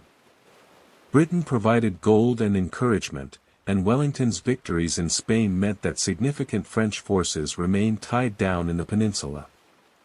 The campaign of 1813, fought in Germany, saw Napoleon demonstrating that his tactical brilliance remained intact even if his strategic position was weakening. He won battles at Lutzen, Bautzen, and Dresden, defeating Allied armies with forces that were often outnumbered. But he could not win decisively, could not knock his enemies out of the war as he had done in earlier campaigns. Each battle cost casualties he could not easily replace, while the Allies could draw on the populations of Russia, Prussia, Austria, and their various partners, a combined manpower that dwarfed what France alone could provide. In October 1813, at Leipzig, the largest battle of the Napoleonic Wars was fought, the so-called Battle of Nations involving over 500,000 combatants. Napoleon, with approximately 200,000 men, faced Allied forces of over 300,000 in a battle that raged for 3 days. The French fought with skill and courage, but they were outnumbered, gradually overwhelmed, forced to retreat. The withdrawal through Leipzig became a catastrophe when the bridge over the Elster River was demolished prematurely, trapping thousands of French soldiers who were killed, captured, or drowned trying to escape. Napoleon managed to withdraw the core of his army back toward France, but German allies deserted, the Confederation of the Rhine dissolved, French power in Central Europe collapsed. By early 1814, Allied armies were invading France itself, something that had not happened since the revolution began over 20 years earlier. Russian, Prussian, and Austrian forces advanced from the east, while Wellington's British and Portuguese army crossed the Pyrenees from Spain. Napoleon, with forces far smaller than his enemies but fighting on familiar ground with short supply lines, conducted a brilliant defensive campaign, winning battles, maneuvering to strike isolated enemy columns. But he could not be everywhere, could not prevent the Allies from gradually advancing toward Paris, could not compensate through genius for the simple fact that he was outnumbered 3 or 4 to 1. In March 1814, Paris fell to Allied forces. Napoleon, still campaigning in eastern France, learned that his capital had surrendered, that the Senate had declared him deposed, that his marshals were refusing to continue fighting. On April 6, at Fontainebleau, Napoleon abdicated, relinquishing the throne, ending his reign as emperor. He was exiled to Elba, a small island off the coast of Italy, allowed to keep the title of emperor for that tiny domain, granted a pension by the French government that would replace his imperial rule. His wife and son went to Austria, effectively hostages, and Napoleon would never see his son again. Louis XVIII, brother of the executed Louis XVI, returned to France and was restored as king, the Bourbon monarchy re-established, though as a constitutional monarchy rather than the absolute regime of the old regime. France's borders were reduced to approximately their 1792 limits, the conquests of 20 years lost. The empire was gone, Napoleon seemingly finished, his extraordinary career ended in exile. But the story was not quite over. In March 1815, Napoleon escaped from Elba, landing in southern France with about 1,000 soldiers, marching north toward Paris. Louis XVIII sent troops to arrest him, but when soldiers confronted Napoleon, when he stood before them in his familiar grey coat and told them he was their emperor, they could not bring themselves to fire. Units that had been sent to capture him instead rallied to him, officers weeping as they kissed his hands, soldiers shouting their devotion. As Napoleon advanced northward, his force grew, regiments deserting the Bourbon regime, veterans returning to the colors, the army that had fought for him for so many years welcoming back its emperor. Louis XVIII fled to Belgium, and Napoleon entered Paris on March 20, beginning what history calls the 100 Days, his final attempt to restore the empire. He claimed that he had learned from his mistakes, that he would rule constitutionally, that France would live in peace with its neighbors. But Europe was not willing to accept his return. The Allies, gathered at the Congress of Vienna to redraw Europe's borders after 20 years of war, immediately declared Napoleon an outlaw and began mobilizing armies to remove him again. Napoleon attempted to strike quickly, hoping to defeat Allied forces in detail before they could fully concentrate. He marched into Belgium, where British and Prussian armies were stationed, hoping to defeat them separately before Russian and Austrian reinforcements could arrive from the east. On June 16, 1815, he fought the Prussians at Ligny, winning a tactical victory that forced them to retreat. On the same day, a subordinate fought the British at Quatre Bras, achieving unclear results. Napoleon believed he had separated the Allied armies, that he could now destroy each in turn. On June 18, 1815, Napoleon attacked the British and Allied army under the Duke of Wellington, positioned on a low ridge near the village of Waterloo. The battle began late in the morning, French attacks directed at Wellington's positions, attempting to break through or turn his flanks. Wellington's forces, arrayed on the reverse slope of the ridge, largely protected from artillery fire, held firm throughout the day, repulsing repeated French cavalry charges and infantry assaults. Late in the afternoon, the Prussians arrived on the battlefield, having recovered from their defeat at Ligny and marched to support Wellington. Napoleon committed his last reserves, the Imperial Guard, in a final attempt to break through, but the Guard was repulsed, the first time in years that the Guard had failed, and the French army, seeing the Guard retreat, began to collapse. The Battle of Waterloo was Napoleon's final defeat, his last gamble for power ending in failure. The French army retreated in disorder, Napoleon returning to Paris to find political support dissolving, his brief restoration ending barely 100 days after it had begun. He abdicated again on June 22, surrendered to British authorities, hoping for asylum in England or perhaps America. But the British were taking no chances this time. Napoleon was exiled to St. Helena, a remote island in the South Atlantic Ocean, thousands of miles from Europe, escape from which was essentially impossible. St. Helena would be Napoleon's final home. The island was small, barren, isolated, perpetually shrouded in mist and rain. Napoleon was confined to a house called Longwood, guarded by British soldiers, his movements restricted, his correspondence monitored. A small group of companions had followed him into exile, and these few individuals, along with British officials and occasional visitors, made up his entire social world for the remaining years of his life. He passed the time dictating memoirs, long accounts of his campaigns and his rule, presented from his perspective, justifying his actions, emphasizing his achievements, minimizing his failures. These memoirs, eventually published, became important sources for understanding Napoleon's own view of his career, though obviously they must be read with awareness of their partisan nature. He walked when the weather permitted, within the limited areas his guards allowed. He read, maintaining the intellectual curiosity that had characterized his entire life. He argued with his British guards about conditions, about perceived slights, maintaining the dignity of his former position even in exile. His health declined gradually. He suffered from stomach pains, perhaps cancer, perhaps ulcers, the diagnosis uncertain given the medical knowledge of the time. He became weaker, less active, spending more time in bed. In early May 1821, his condition deteriorated rapidly. On May 5, 1821, at approximately 51 years of age, Napoleon Bonaparte died on St. Helena, far from France, far from the battlefields where he had won glory, far from everything he had fought to achieve. His last words were reportedly fragments, mentions of the army, references to battles, unclear statements that might have been memories or might have been simply the confused utterances of a dying man.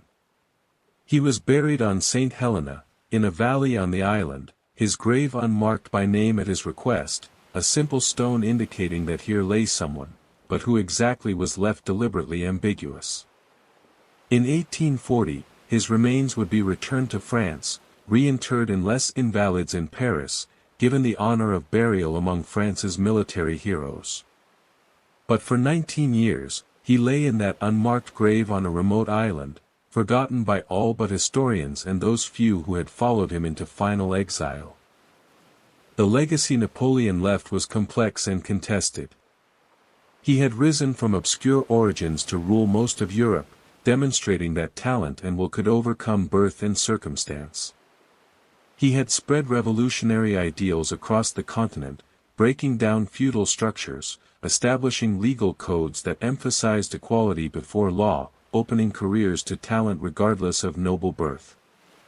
He had created administrative systems, educational institutions, legal frameworks that lasted long after his empire fell. The Napoleonic Code influenced legal systems worldwide. The concept of meritocracy, of careers open to talent, became embedded in European society. The map of Europe was redrawn, old states eliminated, new ones created, national consciousness awakened in Italy, Germany, Poland, and elsewhere by the experience of French occupation or resistance to it. But he had also brought war on an unprecedented scale, campaigns that killed millions of soldiers and civilians, that devastated economies, that left countless families bereaved. He had betrayed republican ideals by establishing himself as emperor, creating a new aristocracy, ruling as an autocrat despite claiming to embody the revolution. He had subordinated everything to his personal ambition, sacrificing armies, nations, allies, even family members to his drive for power and glory. His wars had, in the end, achieved nothing permanent, leaving France defeated and exhausted, its borders returned to approximately where they had been before the Revolutionary Wars began, 23 years of warfare having changed maps but also having killed somewhere between 3 and 6 million people, the exact number uncertain but the scale of destruction undeniable. Europe after Napoleon was determined not to repeat the experience. The Congress of Vienna, that gathering of victorious powers that redrew the continent's boundaries, sought to establish a balance of power, to create a system where no single state could dominate, where changes would be managed through diplomacy rather than war. The system was conservative, designed to suppress revolution, to maintain monarchical legitimacy, to prevent the rise of another Napoleon. It succeeded, more or less, for nearly a century, Europe avoiding general war until 1914, when a different kind of conflict, far more destructive even than the Napoleonic Wars, would shatter the peace. Napoleon's name lived on, inspiring both admiration and condemnation, used to symbolize military genius or megalomaniacal ambition depending on perspective. He was studied by military professionals as the supreme example of strategy and tactics. He was invoked by nationalists seeking to unite their peoples. He was condemned by those who valued peace and deplored militarism. He became a legend, a figure larger than life, his actual historical role overlaid with myths and interpretations that served various political and cultural agendas. And so the story of Napoleon Bonaparte ends, or perhaps merely pauses, for his story continues to be retold, reinterpreted, reassessed by each generation. The Corsican boy who became emperor, the artillery officer who conquered Europe, the military genius who died in exile, his life encompassed drama and tragedy, triumph and disaster, achievements and crimes. History remembers him still, neither holy hero nor holy villain, but simply human, remarkable in his talents and his ambitions, instructive in his successes and his failures, a figure whose shadow stretched across his age and whose name echoes still through the centuries that followed. And now, as we complete this journey through Napoleon's life, from birth in Corsica to death on St. Helena, let the details fade gently from mind, let the names and dates and battles blend into a tapestry of history, let sleep come peacefully, let rest embrace you as we close this chapter of history for sleep.